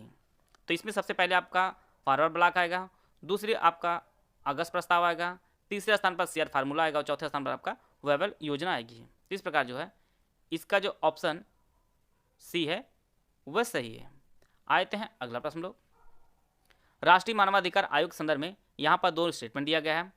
इसके अध्यक्ष और सदस्यों की नियुक्ति राष्ट्रपति द्वारा की जाती है। राष्ट्रीय महिला आयोग के अध्यक्ष इसके पदेन सदस्य होते हैं। इसमें आपको बताना कौन सा स्टेटमेंट सही है। केवल 1, केवल 2, केवल दोनों या इनमें से कोई नहीं। तो इसका जो पहला स्टेटमेंट वह सही है कि राष्ट्रीय मानवाधिकार आयोग के अध्यक्ष और सदस्यों की नियुक्ति की जाती है वह राष्ट्रपति द्वारा की जाती है। और इसकी जो सिफारिश करते हैं वह प्रधानमंत्री करते हैं इसकी सिफारिश। इसका दूसरा स्टेटमेंट यह भी सही है कि राष्ट्रीय महिला आयोग की जो अध्यक्ष होती हैं वह इसके पदेन सदस्य भी होते हैं। इसके दोनों स्टेटमेंट हैं वह सही है। राष्ट्रीय मानवाधिकार आयोग की जो स्थापना की गई थी वह वर्ष 1993 में इसकी स्थापना की गई थी। और इसके जो पहले जो चेयरमैन थे वह रंगनाथ मिश्रा जी थे। रंगनाथ मिश्रा राष्ट्रीय मानवाधिकार आयोग के पहले अध्यक्ष थे। और वर्तमान में जो इसके चेयरमैन हैं वह अरुण कुमार मिश्रा जी हैं। अरुण कुमार मिश्रा राष्ट्रीय मानवाधिकार आयोग के वर्तमान अध्यक्ष हैं। और इसका जो मुख्यालय है वह नई दिल्ली में स्थित है। नई दिल्ली में इसका मुख्यालय स्थित है। इसके अध्यक्ष व सदस्यों का जो कार्यकाल होता है वह 5 साल का होता है। तो इस प्रकार जो है इसका जो ऑप्शन सी है वह सही है। आते हैं अगला प्रश्न लोग। फिलिप वक्र किसके बीच जो है संबंध दिखाता है? वृद्धि और समानता, मांग और आपूर्ति, मुद्रास्फीति और बेरोजगारी, या मुद्रास्फीति और मांग। इसका जो सही आंसर है वो ऑप्शन सी, फिलिप वक्र जो है यह मुद्रास्फीति और बेरोजगारी को दर्शाता है, और इसे जो है फिलिप्स द्वारा वर्ष 1958 में जो है तैयार किया गया था, और यह बेरोजगारी दर और मुद्रास्फीति दर के बीच एक व्युत्क्रम संबंध को दिखाता है। तो इसका जो ऑप्शन सी है वह सही है। निम्नलिखित में से किस झील से होकर विषुवत रेखा गुजरती है? कैस्पियन सागर, काला सागर, विक्टोरिया झील, या सुपीरियर झील? तो इसका जो सही आंसर है वो ऑप्शन सी, विक्टोरिया झील से होकर जो है विषुवत रेखा गुजरती है। आप लोगों को आसानी समझ आए इसलिए यहाँ पे मैप का प्रयोग किया गया है, और ये आपकी विषुवत रेखा और ये आपकी विक्टोरिया झील है। तो विक्टोरिया झील से होकर जो है विषुवत रेखा गुजरती है। कई बार परीक्षाओं में पूछा गया है कि विक्टोरिया झील किन देशों में फैली है, तो उनमें आपका केनिया है, तंजानिया है और युगांडा। केनिया, तंजानिया और युगांडा में जो है विक्टोरिया झील फैली हुई है, और युगांडा में। और विक्टोरिया झील जो है ये दुनिया की सबसे मीठे पानी वाली दूसरी नंबर की झील है। और एक फैक्ट और आप लोग जान लीजिए कि यह क्षेत्रफल की दृष्टि से देखा जाए तो दुनिया की तीसरी सबसे बड़ी जो है झील है। पहले जो सबसे बड़ी झील है वह आपका क्षेत्रफल में कैस्पियन सागर है, दूसरे स्थान पर सुपीरियर झील है, और तीसरे स्थान पर जो नंबर आता है वो आपका विक्टोरिया झील का आता है। मीठे पानी में जो सबसे बड़ी झील है वो आपकी सुपीरियर झील है। मीठे पानी जो है सबसे बड़ी झील वो सुपीरियर झील है, दूसरे स्थान पर विक्टोरिया झील है। और विक्टोरिया झील से ही जो है नील नदी का उद्गम होता है। श्वेत नील नदी का जो उद्गम होता है वह विक्टोरिया झील से ही होता है, और यह आपके अफ्रीका महाद्वीप में स्थित है। अफ्रीका महाद्वीप में स्थित है। तो इसका जो ऑप्शन सी है वह सही है। आते हैं अगला प्रश्न लोग। आगे बढ़ने से पहले आपको बताना चाहता हूँ UPSC RO, BO, UPPSC prelim, BPSC सहित हमारे कई पेड ग्रुप चल रहे हैं। अगर आप इन पेड से जुड़ना चाहते हैं तो हमारे दिए गए नंबर पर कॉल कर जानकारी प्राप्त कर सकते हैं। आरबीआई के संदर्भ में यहाँ पे 3 स्टेटमेंट दिया गया है। पहला जो स्टेटमेंट है, भारतीय रिजर्व बैंक अधिनियम 1934 के प्रावधानों के अनुसार 1 अप्रैल 1935 को इसकी स्थापना की गई थी। रिजर्व बैंक का केंद्रीय कार्यालय प्रारंभ में कोलकाता में स्थापित किया गया था। इसके पूर्णकालिक सदस्यों में 1 गवर्नर होते हैं और 4 उप गवर्नर होते हैं। इसमें आपको बताना कौन सा स्टेटमेंट सही है। केवल 1 और 2, केवल 2 और 3, केवल 1 और 3, या उपरोक्त सभी कथन। इसका जो पहला स्टेटमेंट वह सही है कि भारतीय रिजर्व बैंक अधिनियम 1934 के प्रावधानों के अनुसार इसकी जो स्थापना की गई थी वह 1 अप्रैल 1935 में इसकी स्थापना की गई थी, और इसके लिए जो है हिल्टन यंग कमीशन 1936 में जो है इसकी सिफारिश की गई थी उसके द्वारा। तो इसका जो पहला स्टेटमेंट वह सही है। दूसरा स्टेटमेंट यह भी सही है कि रिजर्व बैंक का जो केंद्रीय कार्यालय जो प्रारंभ में स्थापित किया गया था वो कोलकाता में इसका मुख्यालय स्थापित किया गया था। बाद में 1937 में जो इसका मुख्यालय हस्तांतरित किया गया था, और वह वर्तमान में मुंबई में है, मुंबई में। और यह आपका 1937 में इसका मुख्यालय बदल कर किया गया था। इसके पूर्णकालिक सदस्यों में 1 गवर्नर होते हैं और 4 जो है उप गवर्नर होते हैं। तो यह भी स्टेटमेंट उसका सही है। तो इसके जो सभी जो कथन है वह सही है। आरबीआई जो पहले जो गवर्नर बने थे वह ऑसबॉर्न स्मिथ जो है पहले गवर्नर बने थे, और वर्तमान में जो गवर्नर हैं शक्तिकांत दास जी, ये आरबीआई के 25वें गवर्नर हैं। और बाद में जो है 1 जनवरी वर्ष 1949 को आरबीआई का राष्ट्रीयकरण भी किया गया था। इसका जो ऑप्शन डी है वह सही है। किस राज्य सरकार द्वारा 8वीं कक्षा की पाठ्य पुस्तकों में भारत की पहली महिला मुस्लिम शिक्षिका फातिमा शेख के योगदान पर एक पाठ शुरू किया है? कर्नाटक, उत्तर प्रदेश, आंध्र प्रदेश या तमिलनाडु? तो यह जो शुरू किया गया है यह आंध्र प्रदेश सरकार द्वारा शुरू किया गया है। इसका जो ऑप्शन सी है वह सही है। फातिमा शेख जो है यह एक महान समाज सुधारक थी। इसका जो ऑप्शन सी है वह सही है। यहाँ पर 4 राज्य एवं केंद्र शासित प्रदेश दिए गए हैं। इसमें आपको बताना है किसकी जो सीमा है वह चीन के साथ लगती है। जम्मू कश्मीर, हिमाचल प्रदेश, उत्तराखंड और नागालैंड दिया गया है। ऑप्शन आप लोग पढ़ लीजिए। चीन से जो है भारत कुल 5 राज्यों एवं केंद्र शासित प्रदेशों की सीमा लगती है। उनमें आपका लद्दाख है, हिमाचल प्रदेश है, उत्तराखंड है, सिक्किम है, अरुणाचल प्रदेश है। आप लोगों को आसानी समझ में आए इसलिए मैप का प्रयोग किया गया है। यह आपका लद्दाख है, लद्दाख की सीमा है। दूसरा आपका हिमाचल प्रदेश सीमा है। तीसरा आपका उत्तराखंड है। चौथा आपका सिक्किम है, और 5वां आपका अरुणाचल प्रदेश है। 3 पाँचों जो है राज्यों एवं केंद्रशासित प्रदेशों की सीमा आपका चीन से लगती है, चीन से लगती है। तो इसमें आपका हिमाचल प्रदेश है और आपका उत्तराखंड है। केवल 2 और 3, केवल 2 और 3 ऑप्शन बी में दिया गया है जो सही है। आते हैं अगला प्रश्न लोग। यहाँ पर आपको पहचानना कौन सही सुमिलित नहीं है। प्रश्न तो सबसे इंपॉर्टेंट यही बनता है कि यहाँ पर सुमिलित पूछा जा रहा है कि कौन नहीं सुमिलित पूछा जा रहा है, ये आपको ध्यान देना है। कजरी महोत्सव मिर्जापुर, कल की महोत्सव आगरा, सुलह कुल महोत्सव संभल, केवल 1 और 2, केवल 2 और 3, केवल 1 और 3 या उपरोक्त सभी। तो इसमें पूछा जा रहा है कौन सुमिलित नहीं है। कजरी महोत्सव जो है यह मिर्जापुर में होता है, यह सही बात है। कल की महोत्सव यह आगरा में नहीं होता बल्कि संभल में होता है। और सुलह कुल महोत्सव जो है यह आगरा में होता है। तो यह दोनों सुमिलित नहीं है। दूसरा और तीसरा, केवल 2 और 3 जो है यह सुमिलित नहीं है। सुलह कुल महोत्सव जो है यह आगरा में आयोजित किया जाता है और यह हिंदू मुस्लिम एकता का प्रतीक भी कहा जाता है। तो इसका जो ऑप्शन बी है वह सही है। यहाँ पर पूछा जा रहा है कौन सही सुमिलित नहीं, इसको ध्यान दीजिएगा आप लोग। आते हैं अगला प्रश्न लोग। भारत के पूर्व प्रधानमंत्री पीवी नरसिम्हा राव निम्न में से किस राज्य के मुख्यमंत्री भी रह चुके हैं। कर्नाटक, केरल, आंध्र प्रदेश या तमिलनाडु। इसका जो सही आंसर है वो ऑप्शन सी, आंध्र प्रदेश के मुख्यमंत्री भी रह चुके हैं भारत के पूर्व प्रधानमंत्री पीवी नरसिम्हा राव। और इनका जो कार्यकाल रहा मुख्यमंत्री के रूप में वह वर्ष 1971 से 1973 तक इनका कार्यकाल मुख्यमंत्री के रूप में रहा है। और यह भारत के प्रधानमंत्री बने थे वर्ष 1991 से वर्ष 1996 तक इनका कार्यकाल रहा प्रधानमंत्री के तौर पर। तो इसका जो ऑप्शन सी है वह सही है। प्रश्न छोटा है, प्रश्न लेकिन इंपॉर्टेंट इस प्रकार से परीक्षा में आपके पूछे जा सकते हैं। आते हैं अगला प्रश्न लोग। न्यूनतम समर्थन मूल्य संदर्भ में यहाँ पर दो स्टेटमेंट दिया गया है। इसमें खरीफ की जो है 14 फसलें और रबी की कुल 6 फसलें शामिल होती हैं। केवल एक वाणिज्यिक फसल गन्ना जो है एमएसपी के अंतर्गत आता है। इसमें आपको बताना कौन सा स्टेटमेंट सही है। केवल 1, केवल 2, दोनों या इनमें से कोई नहीं। इसका जो पहला स्टेटमेंट वह सही है। न्यूनतम समर्थन मूल्य के अंतर्गत कुल 14 खरीफ, 6 रबी और 2 जो है वाणिज्यिक फसलें आती हैं। इसका जो पहला स्टेटमेंट वह सही है। दूसरा स्टेटमेंट गलत है। इसमें जो है जो गन्ना आता है वह एमएसपी के अंतर्गत नहीं आता है, बल्कि यह उचित लाभकारी मूल्य जिसे एफआरपी के नाम से जाना जाता है उसके अंतर्गत ही आता है। तो इसका दूसरा स्टेटमेंट नहीं है। दूसरा जो स्टेटमेंट वह गलत है। और न्यूनतम समर्थन मूल्य कृषि लागत और मूल्य आयोग इसे जारी करता है और उसकी जो स्थापना हुई है वह वर्ष 1965 में इसकी स्थापना हुई है। और यह जो है कृषि एवं किसान कल्याण मंत्रालय के अंतर्गत कार्य करता है। तो केवल जो है एक इसका स्टेटमेंट सही है, ऑप्शन ए सही है। आते हैं अगला प्रश्न लोग। निम्नलिखित में से कौन सा ऊतक पौधे को सहारा देते हैं और भोजन संग्रहित करते हैं। ऑप्शन आप लोग पढ़ लीजिए। इसका जो सही आंसर है वो ऑप्शन बी, पैरेंकाइमा ऊतक जो होते हैं वह पौधे को सहारा देते हैं और भोजन संग्रहित करते हैं। इसका जो ऑप्शन बी है वह सही है। इसमें एक कोलेंकाइमा ऊतक है, यह जो है पौधे को अस्थायित्व देता है और लचीलापन लाता है। प्रश्न यहाँ पर पूछ रहा है कि सहारा देना और भोजन संग्रहित करना है, यह जो कार्य होता है यह पैरेंकाइमा ऊतक करता है। इसका जो ऑप्शन बी है वह सही है। विटामिन बी और सी वसा में घुलनशील होते हैं।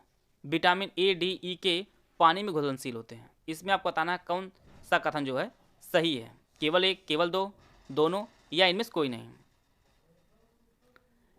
यहाँ पर जो पहला स्टेटमेंट यह भी गलत है और यहाँ पर जो दूसरा स्टेटमेंट यह भी गलत है। यहाँ पर जो है इंटरचेंज है। विटामिन बी और सी जो है यह वसा में नहीं घुलनशील होते, यह बल्कि पानी में घुलनशील होते हैं। और विटामिन ए, डी, ई के जो है ये आपके वसा में घुलनशील होते हैं। तो इसमें कोई भी जो स्टेटमेंट है वह सही नहीं है। परीक्षा में आपके इस प्रकार के प्रश्न पूछे जा सकते हैं। इसका जो ऑप्शन डी है वह सही है। आते हैं अगला प्रश्न लोग।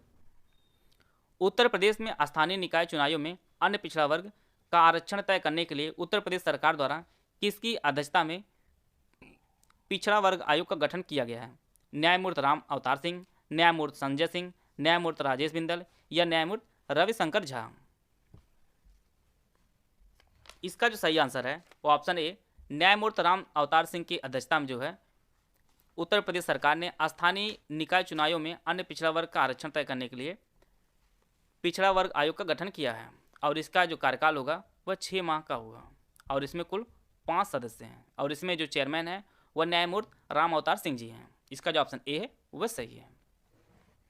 आरएसी कंपनी द्वारा आज़ादी के महोत्सव के तहत 28 दिसंबर 2022 को कहां पर बिजली उत्सव का आयोजन किया गया है। असम, त्रिपुरा, मेघालय या नागालैंड। तो इसका जो आयोजन किया गया है RAC कंपनी द्वारा वह असम में किया गया है। और यह असम के बक्सा एक जिला है, वहाँ पर इसका आयोजन किया गया है। बक्सा जिला में इसका आयोजन किया गया है। और RAC कंपनी जो है यह एक महारत्न कंपनी है, महारत्न कंपनी है। और वर्तमान में भारत में कुल 12 महारत्न कंपनियां हैं, जिनमें आपका RAC भी है। और RAC कंपनी जो स्थापना हुई है वर्ष 1969 में इसकी स्थापना हुई है। और यह 12वीं कंपनी बनी है महारत्न का दर्जा जो है प्राप्त करने वाली। इसका जो ऑप्शन ए है वह सही है। आते हैं अगला प्रश्न लोग। उत्तर प्रदेश की पहले महिला पुलिस कमिश्नर लक्ष्मी सिंह कहाँ पर तैनात की गई हैं? गौतम बुद्ध नगर, गाजियाबाद, मेरठ या लखनऊ?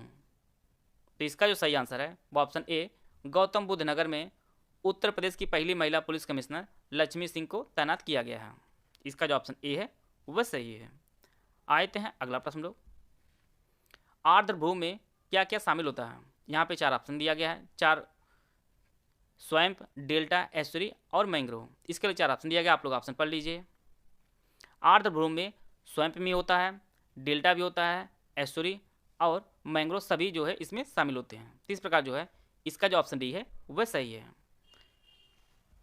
प्रत्येक वर्ष जो है विश्व आर्द्रभूमि दिवस मनाया जाता है और ये आपका 2 फरवरी को मनाया जाता है। और वर्ष 2022 में भी इसे आयोजित किया गया था 2 फरवरी को। और इस बार जो थीम रखी गई थी वह wetlands action for people and nature इसकी थीम रखी गई थी।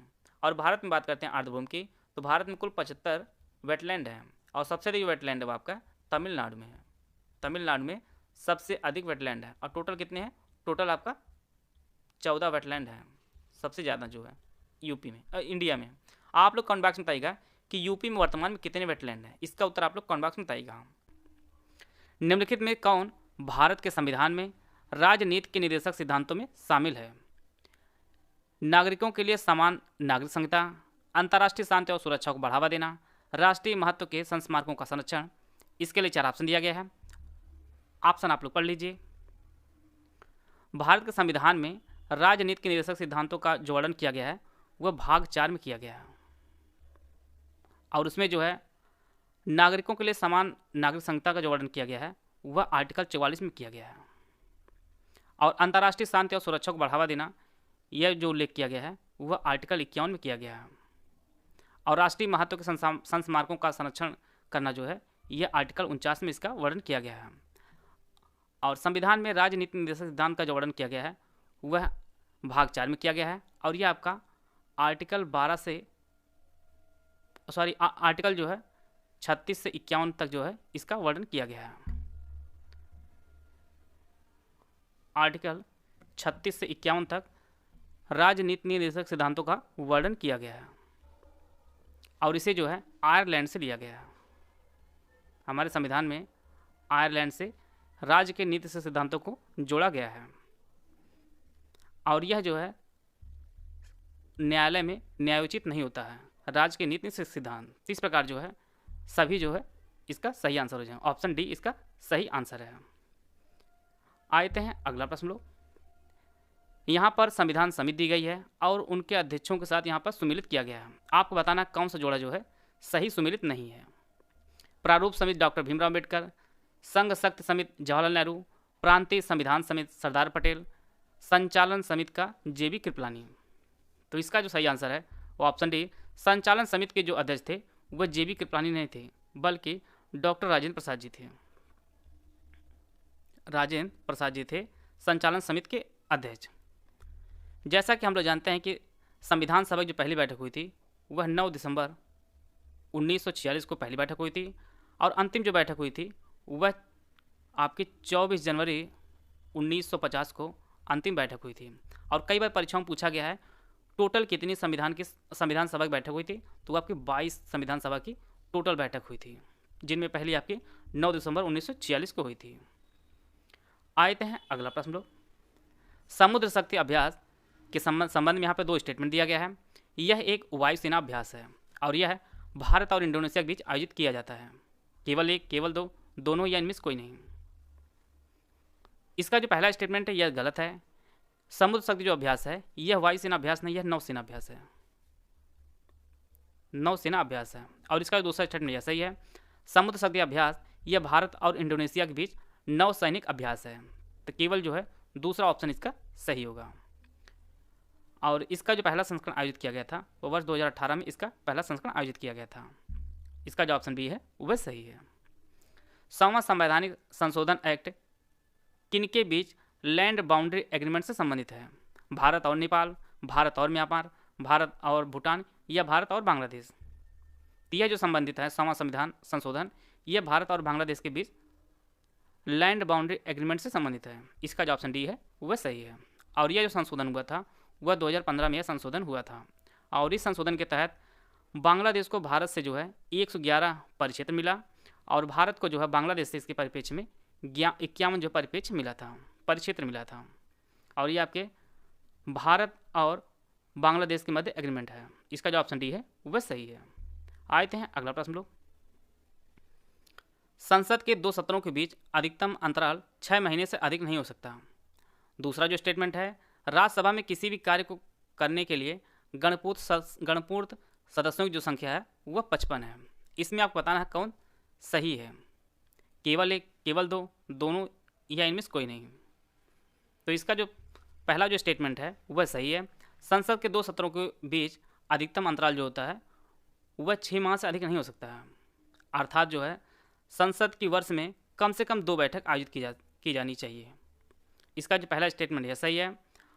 और जैसा कि हम लोग जानते हैं कि संसद में प्रत्येक वर्ष जो है 3 बैठक आयोजित की जाती है, जिनमें आपका एक होता है बजट सत्र, दूसरा होता है मानसून सत्र और तीसरा आपका होता है कालीन सत्र होता है। दूसरा जो स्टेटमेंट यह गलत है कि राज्यसभा में जो है गणपूर्ण जो सदस्यों की संख्या होती है वह 55 नहीं होती है, बल्कि वह 25 होती है। और गणपूर्ण जो सदस्यों की जो संख्या होती है वह कुल सदस्यों का 1/10 भाग होता है। और जैसा कि हम लोग जानते हैं कि राज्यसभा में जो अधिकतम संख्या है सदस्यों की वह आपका 250 है और 250 के 10 आप निकालेंगे तो आपका 25 जो सदस्य होंगे। इसी प्रकार से लोकसभा में जो सदस्यों की जो संख्या है, जो गणपूर्ण सदस्यों की जो संख्या है वो आपकी 55 है। तो इस प्रकार जो है केवल एक सही है। राज्यसभा में जो गणपूर्ण सदस्यों की संख्या वो 25 है और लोकसभा में आपकी 55 है। तो इसका जो ऑप्शन ए है वह सही है। आते हैं अगला प्रश्न लोग। द्रव बूंद की संकुचित होकर न्यूनतम क्षेत्र घेरने की प्रवृत्ति का कारण क्या होता है? श्यानता, तापमान, पृष्ठ तनाव या घनत्व? तो इसका जो कारण होता है वह पृष्ठ तनाव कारण द्रव बूंद जो है वह संकुचित होकर न्यूनतम क्षेत्र में स्थिर हो जाती है। इसका जो ऑप्शन सी है वह सही है। आते हैं अगला प्रश्न लोग। खजुराहो के मंदिरों के संदर्भ में यहाँ पर 3 स्टेटमेंट दिया गया है। इसका निर्माण चंदेल शासकों द्वारा किया गया था। यह वेसर शैली में बना है। 1986 में इसे यूनेस्को विश्व विरासत स्थल जो है घोषित किया गया है। केवल 1 और 2, केवल 2 और 3, केवल 1 और 3 या 1, 2 और 3? इसका जो पहला स्टेटमेंट वह सही है। खजुराहो के जो मंदिर का निर्माण है वह चंदेल शासकों द्वारा इसका निर्माण कराया गया था। इसका दूसरा स्टेटमेंट गलत है। यह वेसर शैली में नहीं बनाया गया था, बल्कि यह नागर शैली में बनाया गया था। यह नागर शैली में बनाया गया था। और इसका जो तीसरा स्टेटमेंट यह सही है कि 1986 में से जो है यूनेस्को विश्व विरासत स्थल जो है घोषित किया गया था। तो इसका जो पहला और तीसरा जो स्टेटमेंट है वह सही है। और यह वर्तमान में जो है मध्य प्रदेश में स्थित है। मध्य प्रदेश में स्थित है। और यह जो मंदिर है यह हिंदू और जैन धर्म को समर्पित है।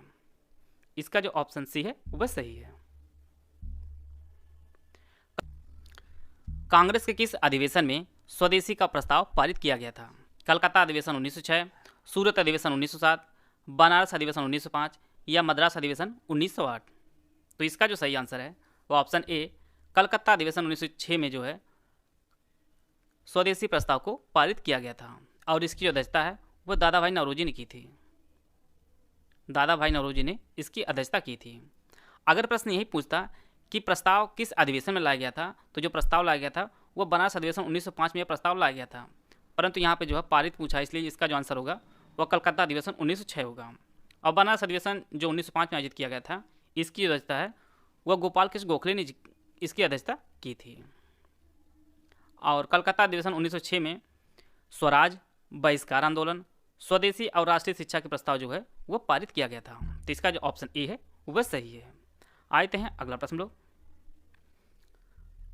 यहाँ पर 3 स्टेटमेंट दिया गया है। पहला जो स्टेटमेंट है, नीति आयोग ने हरिद्वार को सर्वश्रेष्ठ आकांक्षी जिला घोषित किया है। आकांक्षी जिला कार्यक्रम वर्ष 2019 में शुरू किया गया था और इसकी रैंकिंग कुल 5 सामाजिक आर्थिक विषयों पर आधारित होती है। इसमें आपको बताना कौन सा स्टेटमेंट सही है, केवल 1 और 2, केवल 2 और 3, केवल 1 और 3 या 1, 2 और 3। इसका जो पहला स्टेटमेंट बस सही है। नीति आयोग ने अभी हाल ही में जो रैंकिंग जारी की गई है उसमें हरिद्वार को जो है सर्वश्रेष्ठ आकांक्षी जिला घोषित किया है। इसका दूसरा स्टेटमेंट गलत है। आकांक्षी जिला कार्यक्रम नीति आयोग ने वर्ष 2019 में नहीं बल्कि यह 2018 में इन्होंने यह कार्यक्रम शुरू किया था और इस कार्यक्रम जो उद्देश्य था वह देश के कुछ अविकसित जिलों को तेज़ी से विकसित करना इसका उद्देश्य था। और इसका जो तीसरा स्टेटमेंट यह भी सही है। इसकी रैंकिंग जो है कुल 5 सामाजिक आर्थिक विषयों पर आधारित है। इनमें आपका स्वास्थ्य व पोषण, शिक्षा, वित्तीय समावेशन और कौशल विकास, जल और कृषि संसाधन और बुनियादी ढांचा। तो टोटल जो है 5 सामाजिक आर्थिक विषयों पर आधारित है नीति आयोग के आकांक्षी जिला कार्यक्रम की जो है रैंकिंग के लिए। तो इसके जो है पहला और तीसरा सही है। तो इसका जो ऑप्शन सी है वह सही है। आप लोग जान लीजिए कि यूपी में कुल कितने आकांक्षी जिले हैं। यूपी में टोटल जो है 8 आकांक्षी जिले हैं और पूरे देश में वर्तमान में जो कुल 117 आकांक्षी जिले हैं। और इन आकांक्षी जिलों में आपका चित्रकूट है, बलरामपुर है, बहराइच है, सोनभद्र, श्रावस्ती, चंदौली, सिद्धार्थनगर और आपका फतेहपुर। तो टोटल जो है 8 आकांक्षी जिला है उत्तर प्रदेश में और पूरे देश में टोटल 117 जिला है। और यह जो कार्यक्रम है नीति आयोग ने वर्ष 2018 में शुरू किया गया था। इसका जो ऑप्शन सी है वह सही है। भारत के संविधान में नियंत्रक और महालेखा परीक्षा की चर्चा अनुच्छेद 78 में की गई है। नियंत्रक और महालेखा परीक्षा कार्यकाल 6 वर्ष या 65 वर्ष आयु तक होता है। इसमें आपको बताना है कौन सा स्टेटमेंट सही है, केवल 1, केवल 2, दोनों या इनमें से कोई नहीं। इसका जो पहला स्टेटमेंट यह गलत है। भारत संविधान में नियंत्रक और महालेखा परीक्षक की जो चर्चा की गई है वो आर्टिकल 78 में नहीं की गई है, बल्कि इसकी नियुक्ति आज का जो वर्णन है वह 148 में की गई है। आर्टिकल भारत के संविधान 148 में जो है नियंत्रक और महालेखा परीक्षक के नियुक्ति आदि के बारे में जो है वर्णन किया गया है। और इसकी जो नियुक्ति है वह राष्ट्रपति करता है। इसकी नियुक्ति जो है वह राष्ट्रपति करता है और इसको पद से हटाता भी जो आपका राष्ट्रपति ही है। और नियंत्रक और महालेखा परीक्षक जो होता है वह केंद्र सरकार व राज्य सरकार के खर्चों की जो है परीक्षण करता है। इसका दूसरा स्टेटमेंट यह सही है।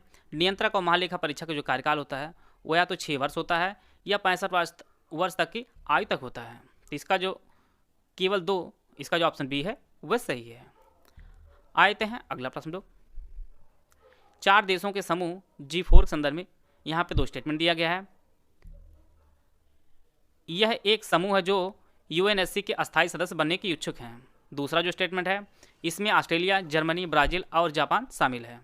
इसमें आपको बताना है कौन सा स्टेटमेंट सही है, केवल 1, केवल 2, दोनों या इनमें से कोई नहीं है। इसका जो पहला स्टेटमेंट वह सही है कि G4 जो संगठन है यह UNSC के अस्थायी सदस्य बनने के इच्छुक हैं। और इसका दूसरा स्टेटमेंट यह गलत है। इसमें जो है जापान, जर्मनी, ब्राज़ील और भारत शामिल है। जापान, जर्मनी, ब्राज़ील और भारत शामिल है। तो इसका केवल 2 इसका आंसर हो जाएगा। जैसा कि हम लोग जानते हैं कि संयुक्त राष्ट्र सुरक्षा परिषद में टोटल जो है 15 सदस्य होते हैं, जिनमें आपका 5 अस्थायी होता है और 10 अस्थायी होता है। और इन 5 अस्थायी सदस्यों में आपका अमेरिका है, रूस है, चीन है, फ्रांस है और आपका यूके है। और अस्थायी जो सदस्य होते हैं जो 10 चुने जाते हैं यह 2 वर्ष के कार्यकाल के लिए चुने जाते हैं, जिनमें भारत भी चुना जाता है।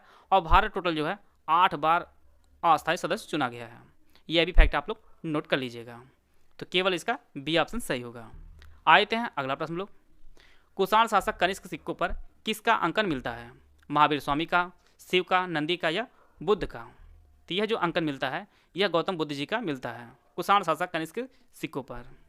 जैसा कि हम लोग जानते हैं कि चौथी बौद्ध संगीत जो आयोजित की गई थी वह कश्मीर कुंडलवन में आयोजित की गई थी और यह जो है कनिष्क के समय में आयोजित की गई थी और उसकी अध्यक्षता जो है वह वसुमित्र ने की थी।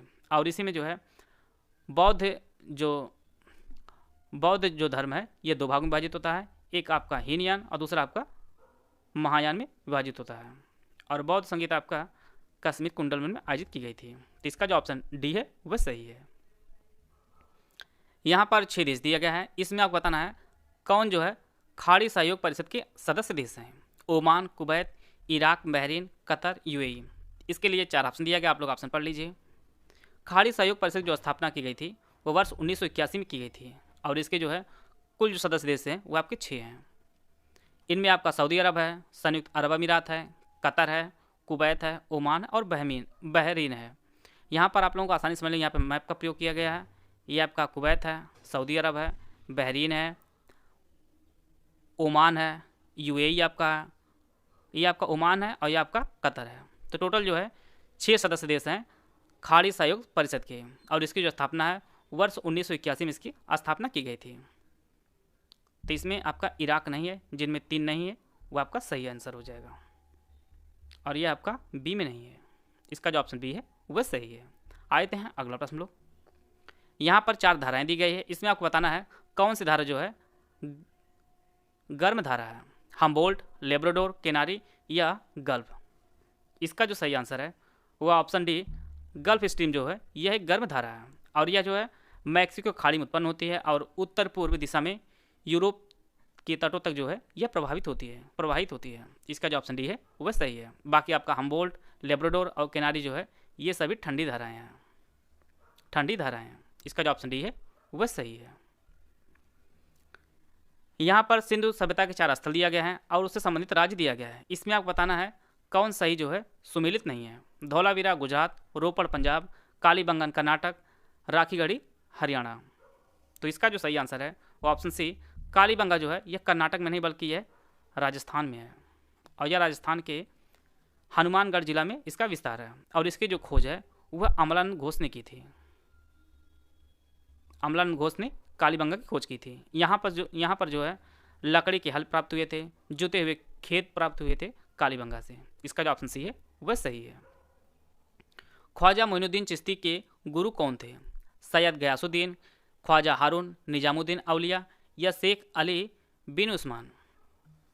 इसका जो सही आंसर है वो ऑप्शन बी ख्वाजा हारून जो थे यह ख्वाजा मोइनुद्दीन चिश्ती के गुरु थे और यह जो है मोहम्मद गोरी के साथ भारत आए थे।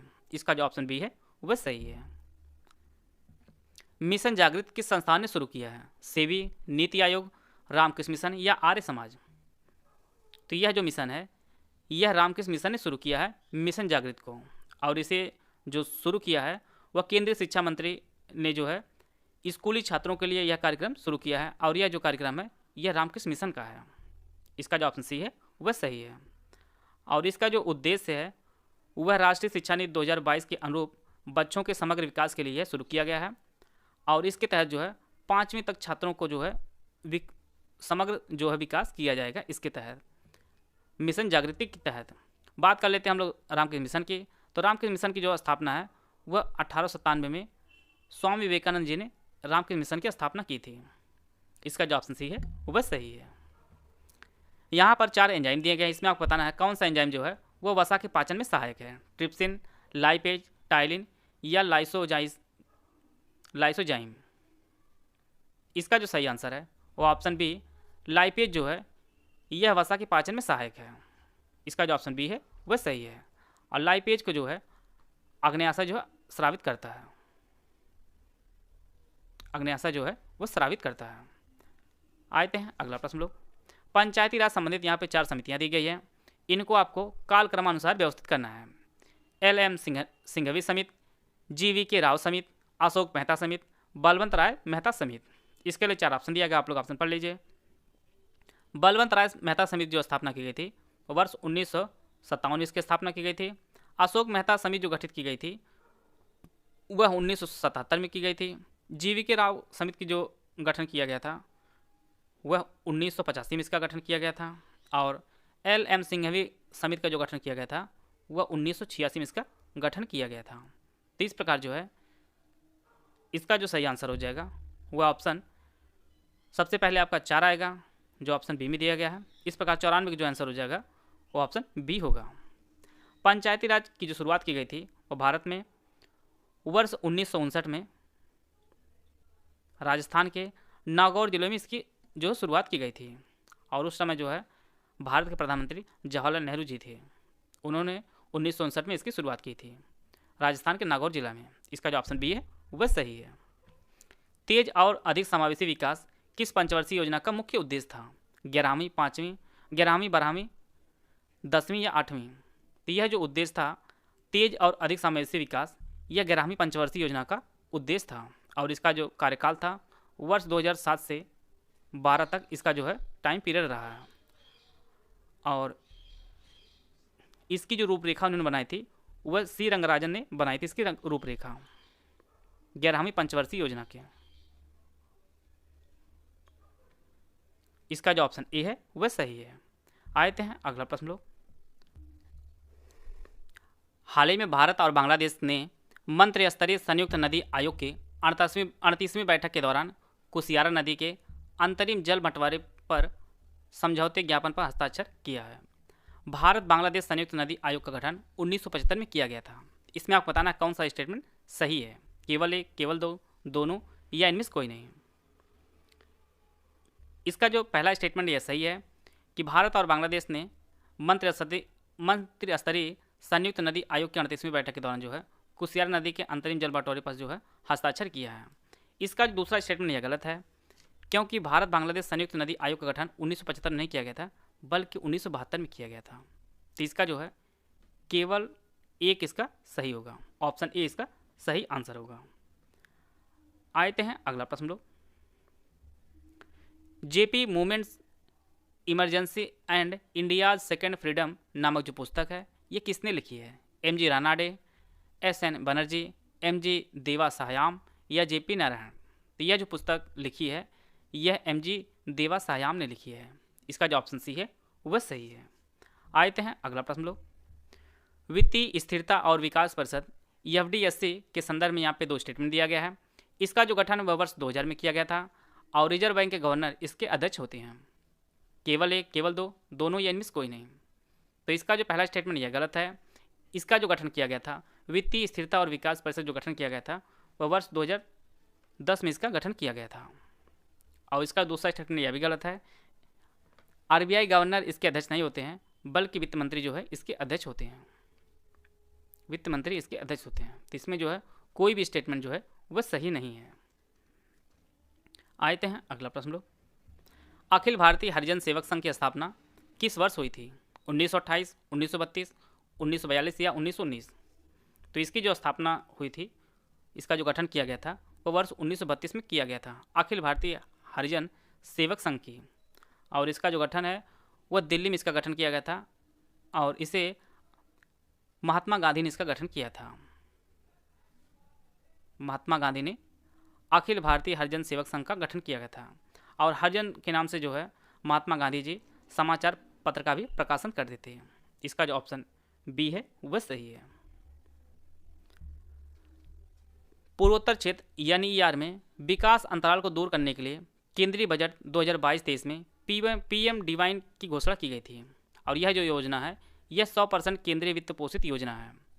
इसमें वर्ष 2022-23 से 2025-26 4 साल की अवधि में 66,000 करोड़ रुपए जो है परिव्यय होगा। इसमें आपको बताना है कौन सा स्टेटमेंट जो है सही है। केवल एक और दो, केवल दो और तीन, केवल एक और तीन या एक, दो और तीन? इसका जो पहला स्टेटमेंट वह सही है। पूर्वोत्तर क्षेत्रों में विकास अंतराल को दूर करने के लिए केंद्रीय बजट 2022-23 जो जारी किया गया है उसके अनुसार जो है पीएम डिवाइन की जो घोषणा की गई थी। इसका जो स्टेटमेंट वह सही है। और यह जो योजना है यह पूर्ण रूप से केंद्र सरकार द्वारा चालित यह योजना है। और इसका तीसरा स्टेटमेंट यह भी सही है कि वर्ष 2022-23 से 2025-26 तक 4 साल की अवधि के लिए इसके तहत जो है कुल 66,000 करोड़ रुपए जो है परिव्यय होगा। तो इसके तीनों जो स्टेटमेंट हैं वो आपके सही है। आशा है आप सभी को बहुत कुछ जानने को मिला होगा। वीडियो अगर आपको अच्छा लगा तो लाइक कर सकते हैं, चैनल सब्सक्राइब कर लीजिए। वीडियो को पूरा देखें, धन्यवाद। जय हिंद, जय भारत।